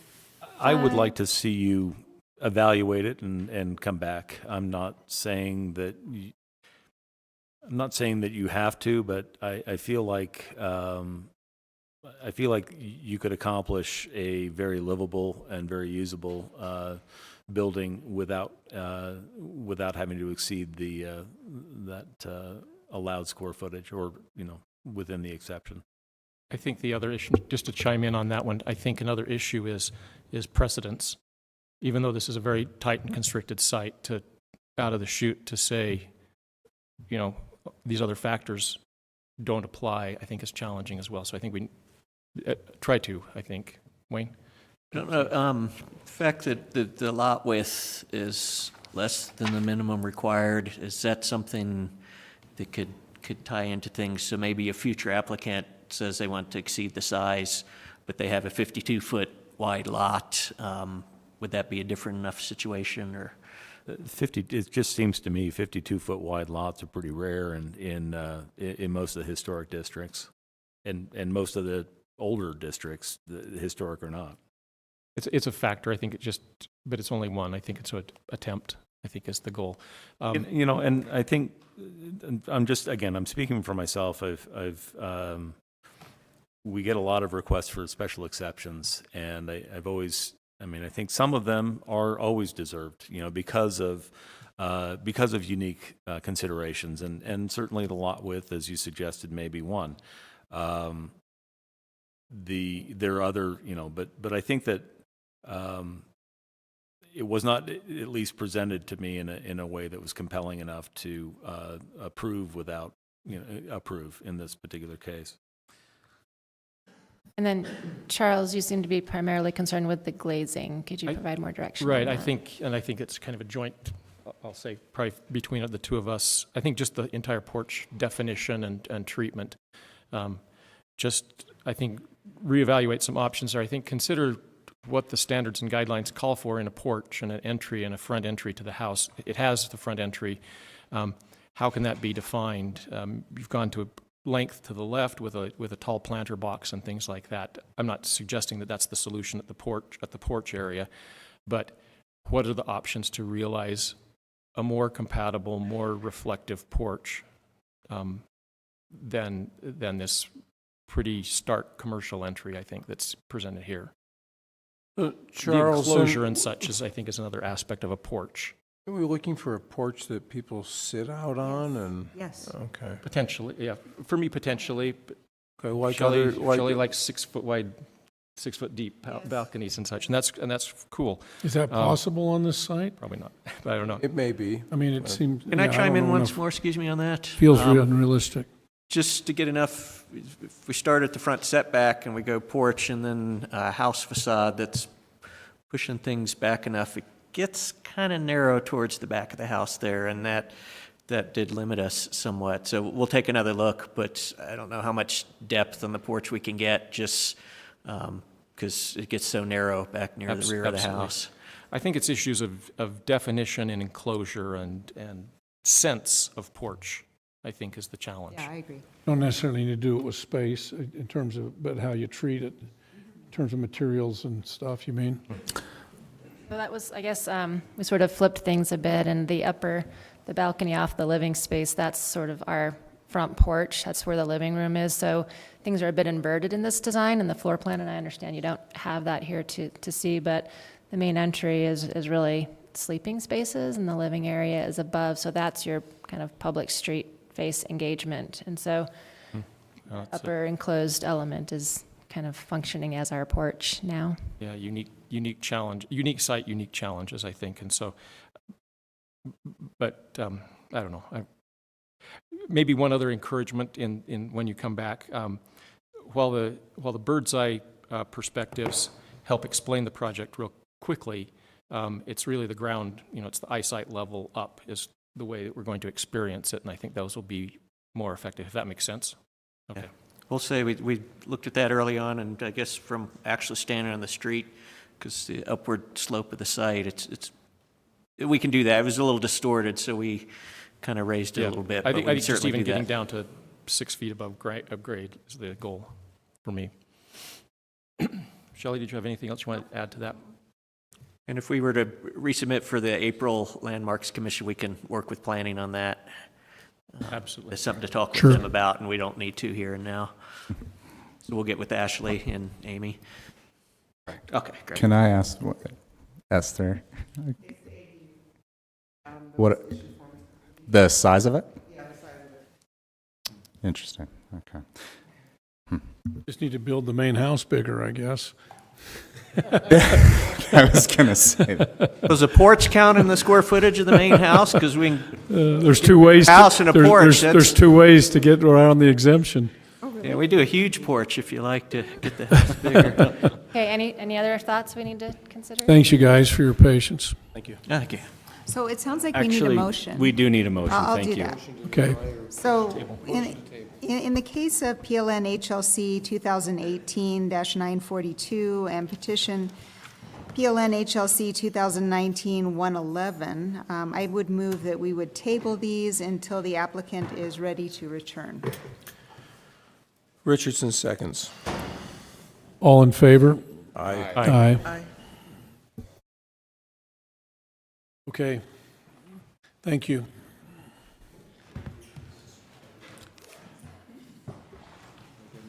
She gets to leave that. Yeah, oh yeah, that's right. Except but this isn't, yeah, we didn't do anything final. We just tabled. The last agenda item on our commission meeting is a work session, 4th Avenue Pump House. This is not it's a public meeting, but it's not a public hearing. There won't be any public comments tonight. This is a work session to help everybody before we actually entertain an actual application. So we'll turn the time over to Kelsey. Kelsey. That's okay. Good evening. So this is a work session to discuss the proposal for a new construction and the associated special exceptions for a pump house located at 300 North Canyon Road. The Historic Landmark Commission held a work session with staff in Salt Lake City Public Utilities on September 6th, 2018, to review and discuss issues associated with the proposed construction and the special exceptions. The primary discussion points from that work session are listed on page 1 through 2 in the staff memo. The changes which will be discussed by the applicant are listed as the following: a reduced footprint, relocated AC units, elimination of fluoride room, elimination of the on-site generator, elimination of the driveway, and the replacement with drive strips, upgrade of proposed materials, and the reduction of the proposed tree removal. The request incorporates new construction and special exception approval. The requested special exceptions include building setbacks, landscape yard requirements, the utility box location, and parking in a corner side yard. The following slide demonstrates the buildable area on the site. And I have included plans and elevations within this PowerPoint after this slide just for reference during the discussion. And at this point, I will turn the time over to the applicant, unless there are any questions for staff. Okay. Okay, thank you, Kelsey.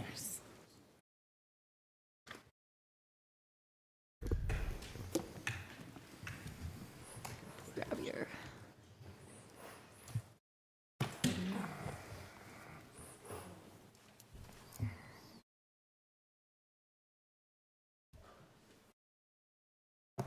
Go ahead and get, while Kelsey's getting set up. So introduce my team. My name is Jesse Stewart. I'm the Deputy Director at Salt Lake City Public Utilities. I've also got Kirk Bagley here with Bowen Collins and Associates. They're our design engineer. And we've also got CRSA Architecture here. This is John Iwanowski. So I'm going to do a brief introduction and then turn a lot of the time over to CRSA to go through the current depiction we've got here and how that adheres to city and to commission standards and criteria. Also, I've got in my team, I've got in the background here, I've got Brad Stewart, who's the water engineering program manager. I've got Blade McIntyre, who is the project manager on this. He's one of our engineers, and Holly Mullen, who's our communications and engagement manager. First off, I want to talk about real quick. Kelsey said there were some design elements shown in here also. So I want to clarify a few things on the design. The design is by no means final. It's more of it's still conceptual at this point as we work through what the final footprint's going to look like or what the final outside's going to look like. We've laid it out so that we've got pipe dimensions and lengths so that we can accommodate flow meters and other appurtenances. But it's by no means a final design at this point. I think there's been some questions that might be final. We are not. We're not even at 30% at this point. As Kelsey mentioned, since we were last here for our last work session, again, thank you for having us back for another one. We've done some things. We've got CRSA architects on board. We've also, as Kelsey mentioned, removed the electrical generator, so done some things. Operationally, there will be some operational impacts to that for us. We won't have emergency generation on site. We'll trailer one in if there is an emergency, and trailer one in periodically to test the switch gear and to make sure everything works. We've also removed fluoride. We've done some modeling, and given the background concentrations and how we manage our overall system, we feel good that given how we currently run the well, we can meet our fluoride regulations, which is by Salt Lake County Health Department. And then we've also, if you've been out to the site recently, we've had a lot of activity out there. We had a Whittison Turbine company out there pulling the well and doing an assessment of the well casing. We want to make sure the casing's good. And basically what we found out is we've got, with casing's in good shape right now, it's got 20 to 30 years of life left in it. We're going to slip line it, keep the same production, and we can have 75 to 100 years more life out of this as we go forward. So, and we've also had Hansen Allen Luce do some evaluations. We just got the report today, and that will become public once we do a review and it becomes final from them. And then finally, we just see this as a very vital portion of our water infrastructure. It's a big producing well, and we see this as an investment for the future, and this is a critical portion of that as we mix and match all of our water sources from surface water to groundwater. So with that, I'm going to turn things over to John. My team will be here for answering questions, but I'm going to let John run with this, and you're up. Great. Thanks, Jesse. First of all, thanks to the Commission for having us for this work session. I think it'll be productive to discuss some of these matters openly. There we go.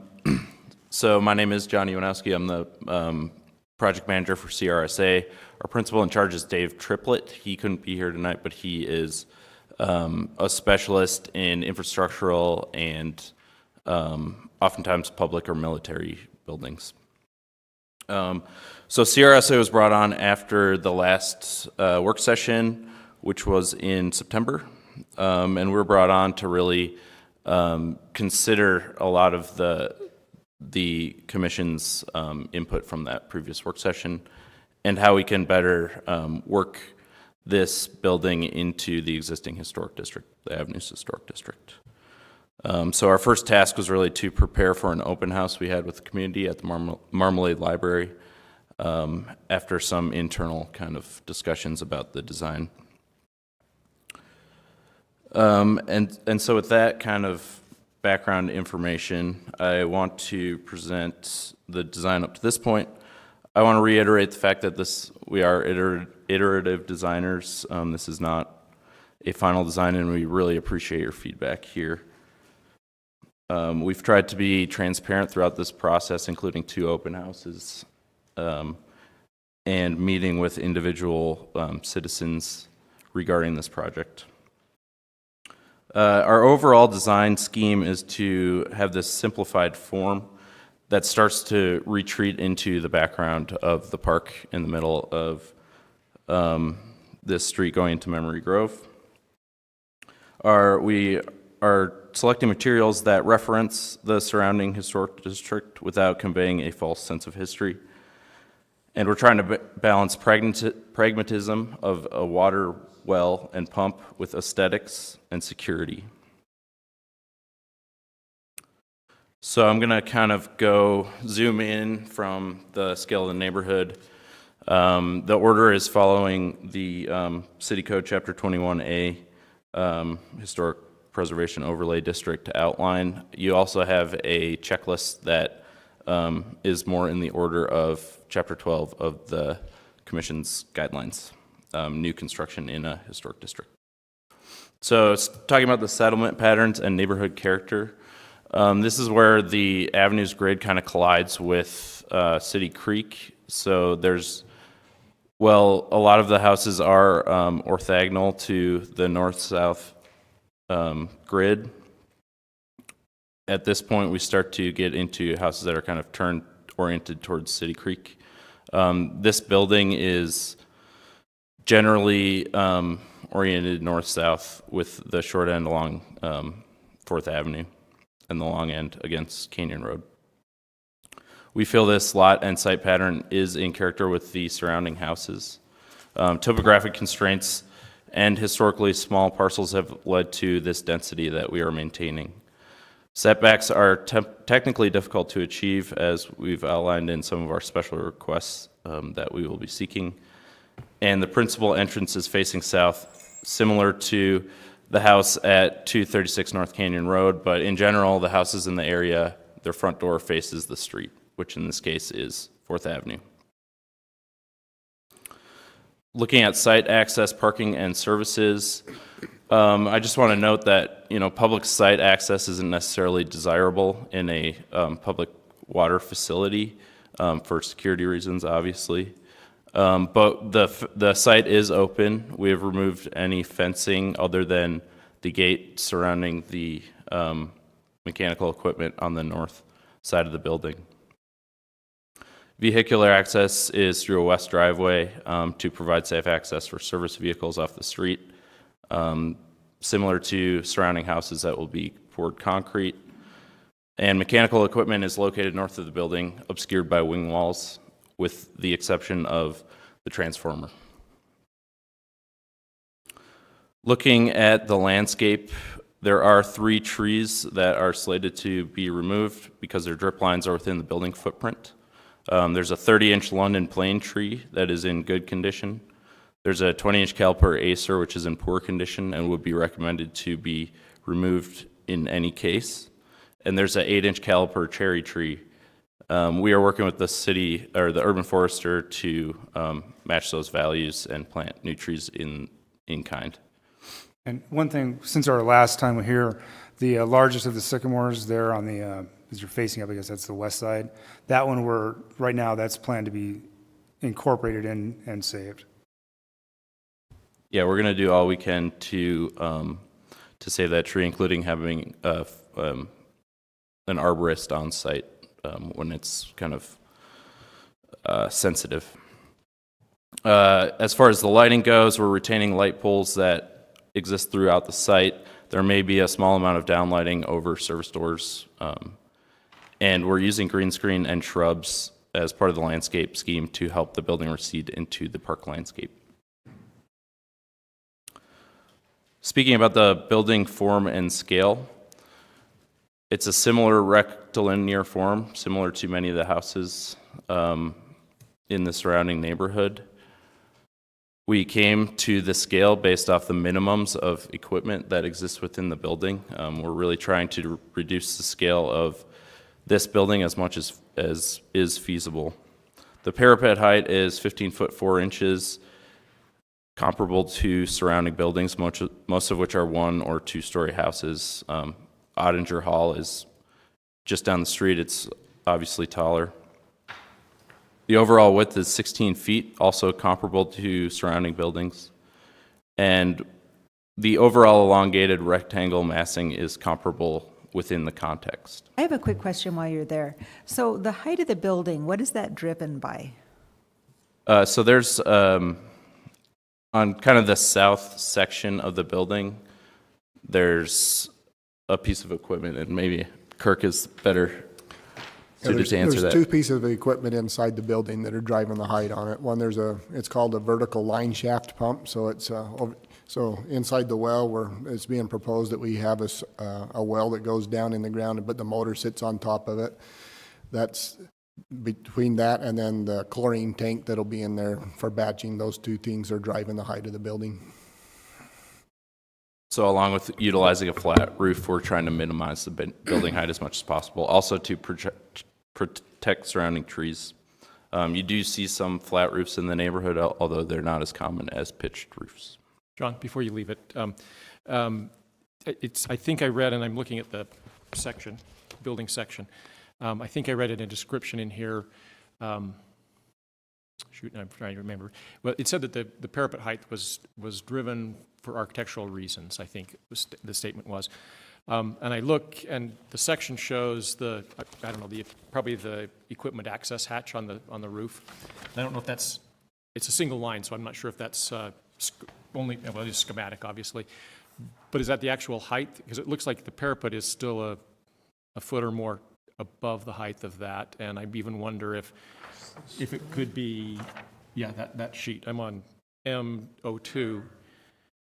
you know, I think just the exploration of what the overall height Yeah. can be or should be.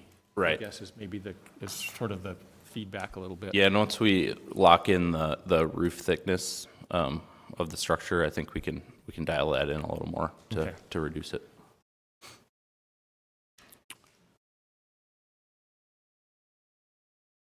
So the building character, I want to note that this being a pump house, a pump station, it inherently will have a unique character compared to the surrounding houses. It's a utility building, and we want it to look like a utility building. The openings are at pedestrian scale with special consideration for building security and noise reduction, so we're planning on using a Cal wall type product that is translucent, but not, so it's not opaque, but it's also not fully transparent. And hollow metal doors for security and noise considerations. The rhythm of the fenestration is not out of character. There's a couple of windows along the long side of the building, similar to surrounding houses. And we feel the solid void ratio is not out of character either. It's about 20/80. Canopies over doors. So where the green screen is affixed to the facade, we feel like that acts in a similar way as canopies at porches of surrounding houses. We don't want to necessarily create a shelter for people to inhabit, because this is a secure building. Speaking to the materials, elements, and detailing, all of the exterior cladding will be in a brick veneer. The color will be intended to kind of reflect what is there in the neighborhood, including Ottinger Hall, with differing colors and patterns in select places to promote that pedestrian scale. Most surrounding buildings have double hung sash windows, but we feel this is inappropriate for this building type and aesthetic. So we're picturing fixed translucent multi-pane windows as a reference to other buildings of this typology.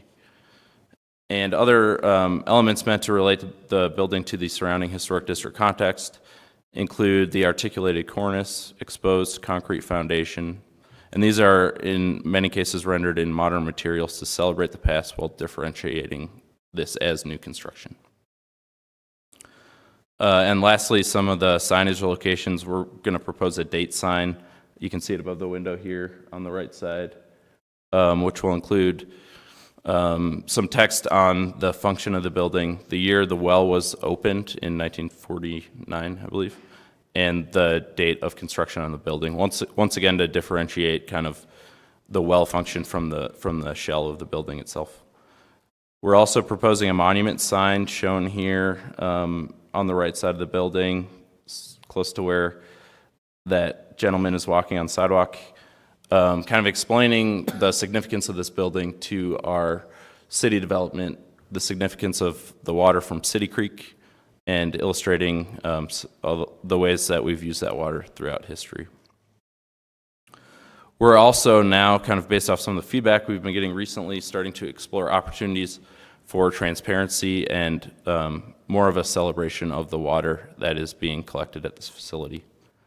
And I put a question mark after that because I think that could lead into some of the discussion tonight. Thanks for your time. And thank you. Yeah. That's it. That's what we're going to do now. Stan, go ahead. So, yeah. You said one thing that I don't agree or disagree with, but you said this is a public building and we want it to look like one, and it shouldn't look like the residential buildings around there. It's a utility building. Yeah, a utility building, pardon me. Why can't a utility building fit in a little bit different, and why don't you want it to? Because you said it doesn't, and you don't want it to. We feel like it's more appropriate that the form of the building reflects the function of the building, of what's happening inside. I guess that was my question. I mean, it saves a lot of problems for a lot of people if maybe that basic thought that hit me pretty heavily was looked into, and that's just why I asked the question. I mean, this could look like about anything you want it to and still be a public utility building. Correct, yeah. Okay, and I was just wondering why there's that differentiation. Yeah. And I think one thing, that's what we're looking for guidance here is, from the commission standpoint, is it something to become part of the scenery? Is it something to stand out? Or is it something to try to reflect the local flavor? Or is it something that should meet its function? So really, again, I think your question is great, and it's I one. just wonder why it can't be both. It can't be compatible to being public utility and have all these people a little happier. Yeah, we're seeking for that compatibility to occur through other means other than trying to recreate, for instance, a house appearance in this location, I guess. Well, it's where creativity comes in. Yes, yes, it is. And I think that's something that, the feedback we're getting, it's should it look like a residential structure? Should it look like a big glass building that highlights the water pumping and the water system itself? So again, we want to do something, again, from a public safety standpoint. We want to make this a viable well for the future. Pressures, water quality, water quantity. But from a neighborhood perspective, we want to do something that's best for the neighborhood. And that's, again, I think where we're looking for some guidance here, is that to make it true to its function, or is it to make it try to look like a historic home? And Well, I guess all I was doing is questioning and not being critical. Can't it function and be pleasant? So I'll just jump in real quick. I know beauty's in the eye of the beholder, but there are some things that are beautiful and some things that aren't. I would say that generally, just from a general preservation for new construction, we try to deter a false sense of history. And so a residential structure wouldn't necessarily be appropriate in the middle of a park for a utility function, but we're open to feedback. But I just wanted to jump in. I'll segue it just a little bit, maybe. In the public comments that we received in the packet, and I don't know who produced them, but there was two. This is in the middle of the public comments, so I don't know who to assign it to. There were two or three pages of photographs, all photographs. Many modern utility buildings, pump houses, and different things, and then a page of historic examples. And John, I appreciate and don't disagree necessarily with a lot of your concepts that you've expressed. The thing that struck me about those historic examples, however, were that the buildings, if in fact they were all pump houses or whatever they were, in a sense they looked like normal buildings. They looked like a bank. They looked like an office building, something like that. It's one approach. I found them to be, all of those examples, to be quite cohesive, in the building itself, which I think is an important goal, I think, in that structure. And there are ways, I think there are a range of ways, and whether this turns into it probably won't turn into a glass box that celebrates the pump and the pipe, but that's perhaps one approach. And then I think there's a range of opportunities here. We completely agree as a design team that there's a range of options here. One note I would like to make about the glass box is that, we've talked about this. What's going on inside actually isn't very exciting. It's a pipe that's horizontal and it's mounted to the ground. There's no there's really no motion that you can see through this pipe. But we do think that there's an opportunity for kind of more of an educational piece to it, where plaques that are maybe mounted inside the building, you can look through and learn a lot more about the history of the site as a means of conveying the significance of the history of this site, not necessarily through the architecture, but through other means. If I may, I'll make an observation to tonight's proposal versus the presentation before. A lot of progress, I think. You know, the previous footprint was convoluted and challenging, and the removal of the generator, if nothing else, I applaud you for that. Hopefully that it all works out in the long run. There was, again, in the public comment, there was one letter, and I'll only semi-quote it, but it was from a gentleman who was a petroleum engineer. You've probably seen the letter, who had some specific questions about lengths of pipe sections. And is this as small, is the equipment as small as it can possibly be? And hence, because his position was that the building could maybe be 30% shorter. I don't know if you want to. Yeah, so I'll go ahead and take that one. So, I mean, so it's got a flow meter in there, so it comes up out of the wellhead, and and then there's a straight length of pipe in there, and there's a flow meter in there. Just general engineering rule of thumbs for the flow meter out there. You've got to have 5 pipe diameters upstream and 3 pipe diameters downstream of laminar flow in order to get an accurate reading. And it's necessary that this pump station have an accurate reading because we're using that meter to dose the chlorine off of. So we've got to have accurate readings off of that. Now, like you said, there might be an opportunity. Those are just general engineering rule of thumbs. And we've talked with the city about this, if we were to go with them and we select a specific meter, there might be opportunity to shrink that space a little bit. For the pipe, I don't know what it will do exactly as we refine the design on the electrical panels. So, I mean, those are the two things that are driving the length of the buildings, the length of the pipe that's needed for the flow meter that's in there, and then all the electrical gear that's got to be on that wall. Okay. As long as your goal is make it as small as possible. Yeah. I think it's an obvious And I think goal. now with the conceptual drawings, we don't want to get bigger than that. If we can, we want to get smaller than that.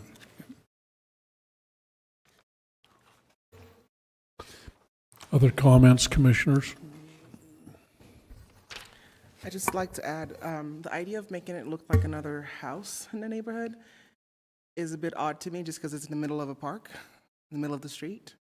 But I do like what I'm seeing today versus what we saw before.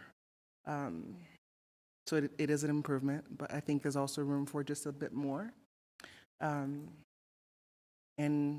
I guess in some sense you are going in the right direction now. So thank you for that. Have you guys ever thought of, I'm just thinking water, and I go to the Gateway or whatever, and I see those things they throw up and ponds, and it's in a park. Have we thought of anything like that to really make it more fun? One note is that City Creek immediately to the east of the building was daylighted, I believe in the 90s. And I think that was towards that aim is kind of creating the aesthetic of water through this boulevard. But to take a culinary source and do that, we don't want to do that. Well, it's not Unless it culinary be until you add the chlorine and the fluoride and everything in it. Well, again, I don't want to expose it unnecessarily. Okay, well, I don't know. Yeah.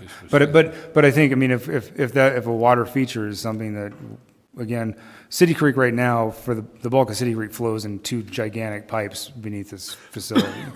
It's surface expressed for the trickle that goes through there. But it's something, again, if that's something that becomes an element that this commission would want to see, it's not, I wouldn't say it's out of the question to put some off to the side. Right now, we don't run the well year-round at this point, though in the future we may, giving different snowpack regimes we're looking at. So right now, we use it to augment high demand and pressures. I've been told that part of City Creek is the water feature that runs through the City Creek Mall. Is that not a correct statement? I think that is all. That's not true. That's all culinary water, yeah. Probably correct. Circulate. Yeah. It's just recycled right within each part of the stream.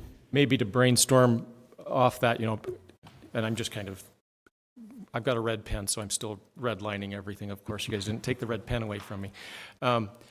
What about a really wonderful drinking fountain on this corner? This is a real provider, something like that. I like the idea of the marker. However, that interpretive aspect comes about, I think that's important to help explain and about what's happening here. A drinking fountain's definitely doable. We'll have to work with Parks on that. Would it be a place you could also come get bottles of water if you wanted, like down here in town? Yeah, we have this facility. I don't want to commit to anything like that yet, but we can look into it. Yeah. Work that. I have a bunch of other thoughts and questions. I appreciate the electrical generator a lot going away. The transformer is shown, I guess, just pad-mounted, unenclosed. Is that correct? In the lawn to the north. I struggle at the university with transformers and switchgear. Sometimes maybe it's best just to leave it as a green box on a concrete pad. Have you done any studies on whether to enclose into fence, decorative fencing? I mean, not. Yeah, they had a great chain link one last time. Yeah, I don't want that. Pros and cons to it. I think we'll explore that. We'll explore that further. We haven't gotten into the nuts and bolts of all the electrical service, but. And I read about, a placement hopefully to minimize impact to trees and things like that. So I think there's some good efforts there. They always just end up as carbuncle in the landscape sometimes, and sorry to all the electrical engineers in the world, but that's what they are. So can I back up one thing on the drinking fountain? I don't want to commit to that either because I need to check with city code and health code. So just an idea. Feasibly, we can do it. I have to check with health codes on that. Just an idea. Well, I think where that's going, though, is and I saw it in some of the comments, is the idea of mitigation, because, I think that I share, many of the, the opinions that you've heard, and I know that other commissioners expressed it last time, which is, it's a loss of a prime gateway piece. And I know, we all know that there's equipment there right now, but the visual impact of that is significantly less. And so, we are losing, green space. And how can that be, mitigated, if you will? What can be offered to offset that to a degree? And I leave that to you. I would like to, again, commend that it has moved significantly better than the initial proposal. Would still love to see it be somewhere else, but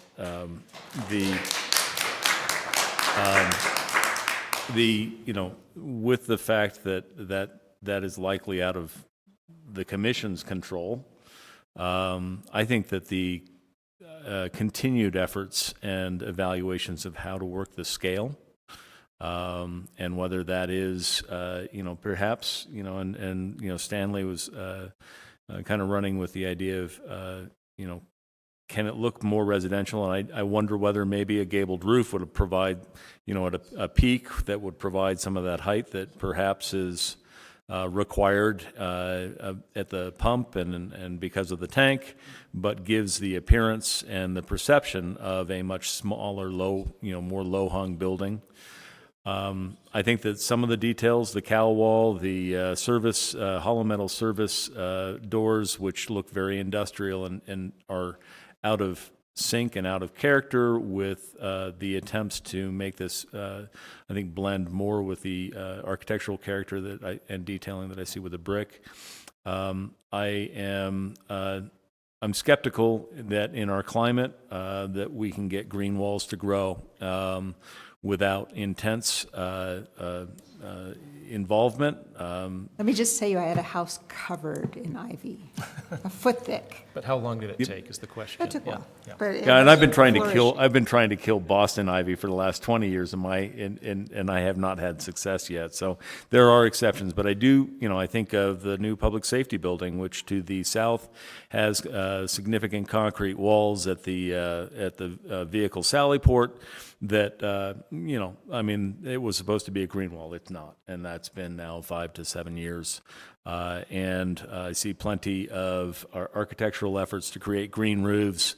And with the exception of the line where the drip irrigation is, you've got dead dirt with rows of 6 inches of living plants, maybe.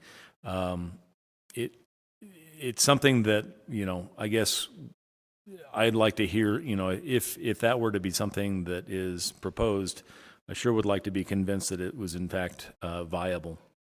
And then, lastly is I agree that continuing to evaluate, having dealt with in my career issues with laminar fault flow and fire sprinkler risers, I respect your experience, but again, are there places where that probe could be put, or that would be, maybe in alternate locations, that what is actually within the pump house above grade can be again shortened. So again, I encourage the engineering creativity as well as the architectural creativity to continue to try and downsize this as much as possible. I think that's really imperative in terms of trying to, again, mitigate it and then offset it. I really like that idea of having a roof that would be pitched, that would cover some of the equipment and take the sidewalls down a little. And I wonder what the architects on the commission think about having a more articulated facade, so it's not just this block rectangle. Well, Shelley, I'll jump in just a little bit. We continue to see on the east side of the building, I believe it was, a fair number of the utilities, and I do think that there we go. And I think that again, it's much less than it was, which is a great move. But I think the continued effort to create a rhythm, it's really tried to be created, I think, a little bit with the green wall. But I think articulation and a rhythm is definitely something that continues to deserve additional look at it. Yeah. Just to address the articulation, part of our strategy is to really make this thing visually kind of less obtrusive, and so that explains why we articulated the facade, I guess, like minimally. We do think that the green screen material provides some of that articulation and layers, but And it might. I think I share Tom's concern, though. Ivy can, but it takes time, and I think that's the challenge. What's this building? In fact, maybe it should say what's this building going to look like in 5 years and 10 years? I think there's some factors that if we're dependent on greenery to arrive at this, is this year 20 or not? Right. When the green is all the way to the top. A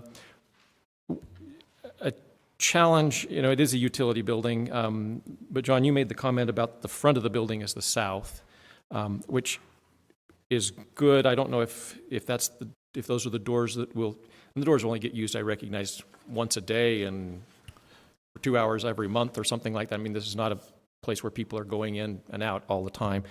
But if it is a front, I think it kind of goes back to these questions of, sort of a pitched roof or some explorations.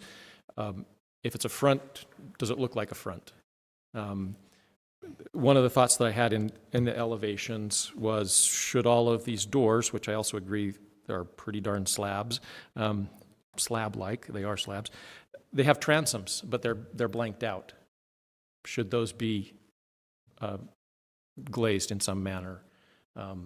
Would that may, just looking at the south elevation, if that was glazed and it started to advertise itself in a sense with, this is 123 4th Avenue water pump house, sort of thing. Not suggesting gold lettering like we have on our doors here or something, but some of these communications that might help. Yeah, and if we do kind of allow some I'll look into the building, however that manifests itself. It would be along that south facade, just as a note to that. The south doors actually are going to get used the least, as it were, because those are for maintenance. The day-to-day people going in and out of the building will be on that west elevation, those two doors, which, to be honest, is kind of a pattern we see in a lot of the houses nearby. Most people use their side door more than their front door from their driveway. John, you also made the comment about not wanting to provide shelter for people to camp out here. At the same time, I don't know that, and I think your explanation that the green screen being some number of inches away from the face of the building starts to provide that enclosure that we look for in a porch, and maybe that's, and I see it with shadow and such on the south elevation. The west elevation, those are pretty much side slab utility entries, and what could they have? Could they have a projecting frame that doesn't provide weather protection? I don't know, this, it's trite a little bit, but it's an idea to do that. I read one comment, to shift to the masonry. I read one comment that said that there was the possibility of it being a simulated brick CMU, which I would really discourage. Period. Kind of thing. This should be an elegant building. Right. This is a building that's being dropped right in the middle of this neighborhood. This should be an elegant building, whether it's of modern construction and modern typology and such, or more historically referential. It's got to be a real quality structure. And Charles, what are you talking about when you say brick? What do you call it? Well, they had CMU. There's an Atlas block. Yeah. It's what? It's called, well, the proprietary name is Atlas block. It's a CMU size width, but it's brick appearance from the outside. Yeah, this wants to be a really. I mean, it is a brick. It is a clay brick. Is that correct when you're talking about Atlas? Yeah. Any case, you know where I'm going. Quality materials, I think, really quality detailing, top to bottom, which I think is where a lot of our comments have come from, I think. I'd second Tom's comments about mitigation, and I even in parentheses put off-site. And I know this is really painful from a manager's perspective to say, oh yeah, we're going to take some of our dollars that we're projecting for this building and we're going to spend them on something up the road. I know that really hurts. But I guess, can you expand? Is that, you're talking doing chlorination up the road or doing some other mitigation up the road? Mitigation, there's a loss of green space, there's a loss of character and usability of this space. What can you give back to the neighborhood? Across the street, up the street, I don't know. I think it's just to explore some options it doesn't make this building any smaller, but it may make it, less painful in a way.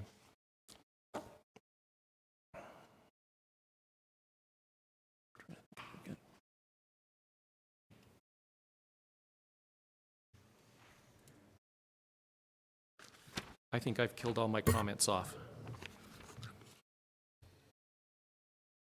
Others have comments? And one precedent I would recommend too, if you haven't looked at it, is the pump house in Liberty Park. It's near the aviary, near the pond. Well, why does that building seem so much smaller than this? It is. Because it is. Thank you. Sorry. I didn't want to say that, but no, it's not, it's a irrigation, so it does not include the chlorination and other. A different use. Just different use. And that, although I would say that I think transparency is, as opposed to, this really a lack thereof, even though there's some translucent elements to it. I don't consider Cal Wall to be even really translucent from the exterior. But that building does incorporate transparency, and granted, it's as you indicated, there's no real moving parts in there, but it does. I personally feel that it helps address scale and and sort of bring down the perception of scale, if you will. And quite successfully. Granted, it's probably a lot quieter. It doesn't have neighbors right across the street, so noise is not nearly an issue, perhaps. We all know those can be mitigated in other ways that, again, I think a cow wall is just a very inappropriate use, even though it's effective for that. I did like the proposal to backlight that in the evening, to put a little bit of glow in there. And is it 24? Is it all night long? Who knows? But on a timer. But I do second Tom again on some transparency. A big, and recognizing that there's security is a real issue here. Recognize that. You could put in a big, heavy, multi-laminated piece of glass that would let people see in. I think it sort of breaks the box open a little bit so that it's not, I don't know, you kind of sense that there's an inside as well to the outside of this thing. And I think that's maybe what Liberty Park does to help out there.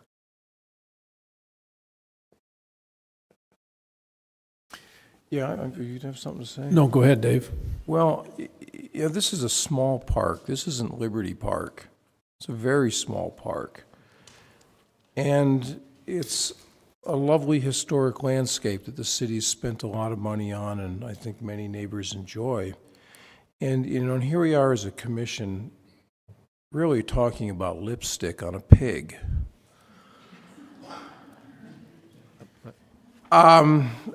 I still think this is too big. My position is there really shouldn't be a building here at all. We can beat around the bush on this and talk about what color lipstick we want to use. But it's at the end of the day, it's still the wrong building in the wrong place, in my opinion. So do we have the authority to turn it down? All Well, we're doing it's, is dealing with what they build, David. We don't really have the. We may not. I'm asking as much as saying. I don't know. Understand. Paul says we don't. Nick says we don't. And, It's not our decision. some people have, I think it was maybe Cindy brought up that two smaller buildings might be an option as well. I don't know. I think that was back when it had the fluoride room and things like that, separating those. You've got one volume that you have to have, I presume, now there. Robert, just to clarify my head shake, it's the use that you don't have the authority to reject. It's the dimensional stuff and the design is your jurisdiction, but saying it should be somewhere else is not really the conversation, or we don't want a pump house here at all, because that use is allowed. Can you move the creek? We moved it once, we might be able to move it again, yeah. The well is the problem. Other questions that you have or things you'd like the commission to address? I just appreciate the opportunity to come and get some feedback to go back and look at things. Like we've been saying, we're looking at doing some transparency. We want to explore that a little bit more. As far as moving the well or splitting it up and doing the chlorine treatment someplace else.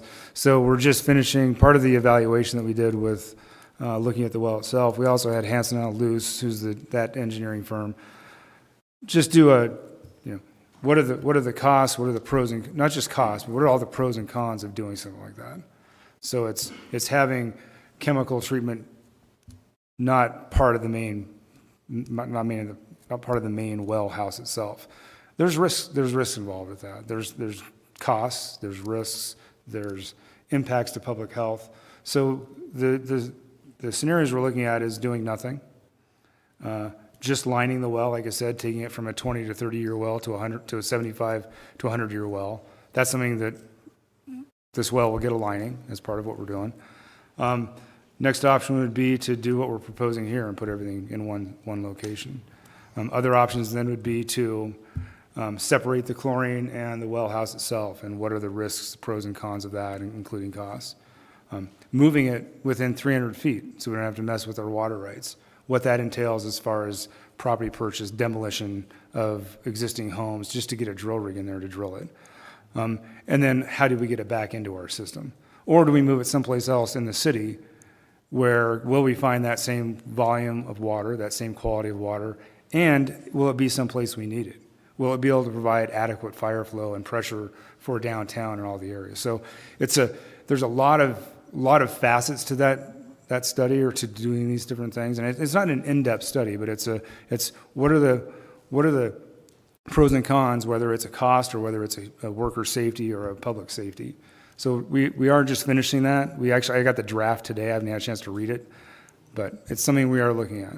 And it's, again, I'm not optimistic that my conclusion is going to be anything but do what we're proposing here. And that stems from public safety, worker safety, and, cost. People say cost shouldn't be an issue, but I have a fiduciary responsibility to the to the ratepayers.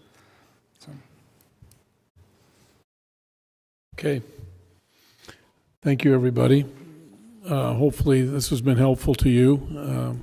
We appreciate the chance to share our feelings with you and keep working towards getting this done. Thank you very much. Thank you. Thanks, everybody, for coming tonight. Thank you for all that came to listen.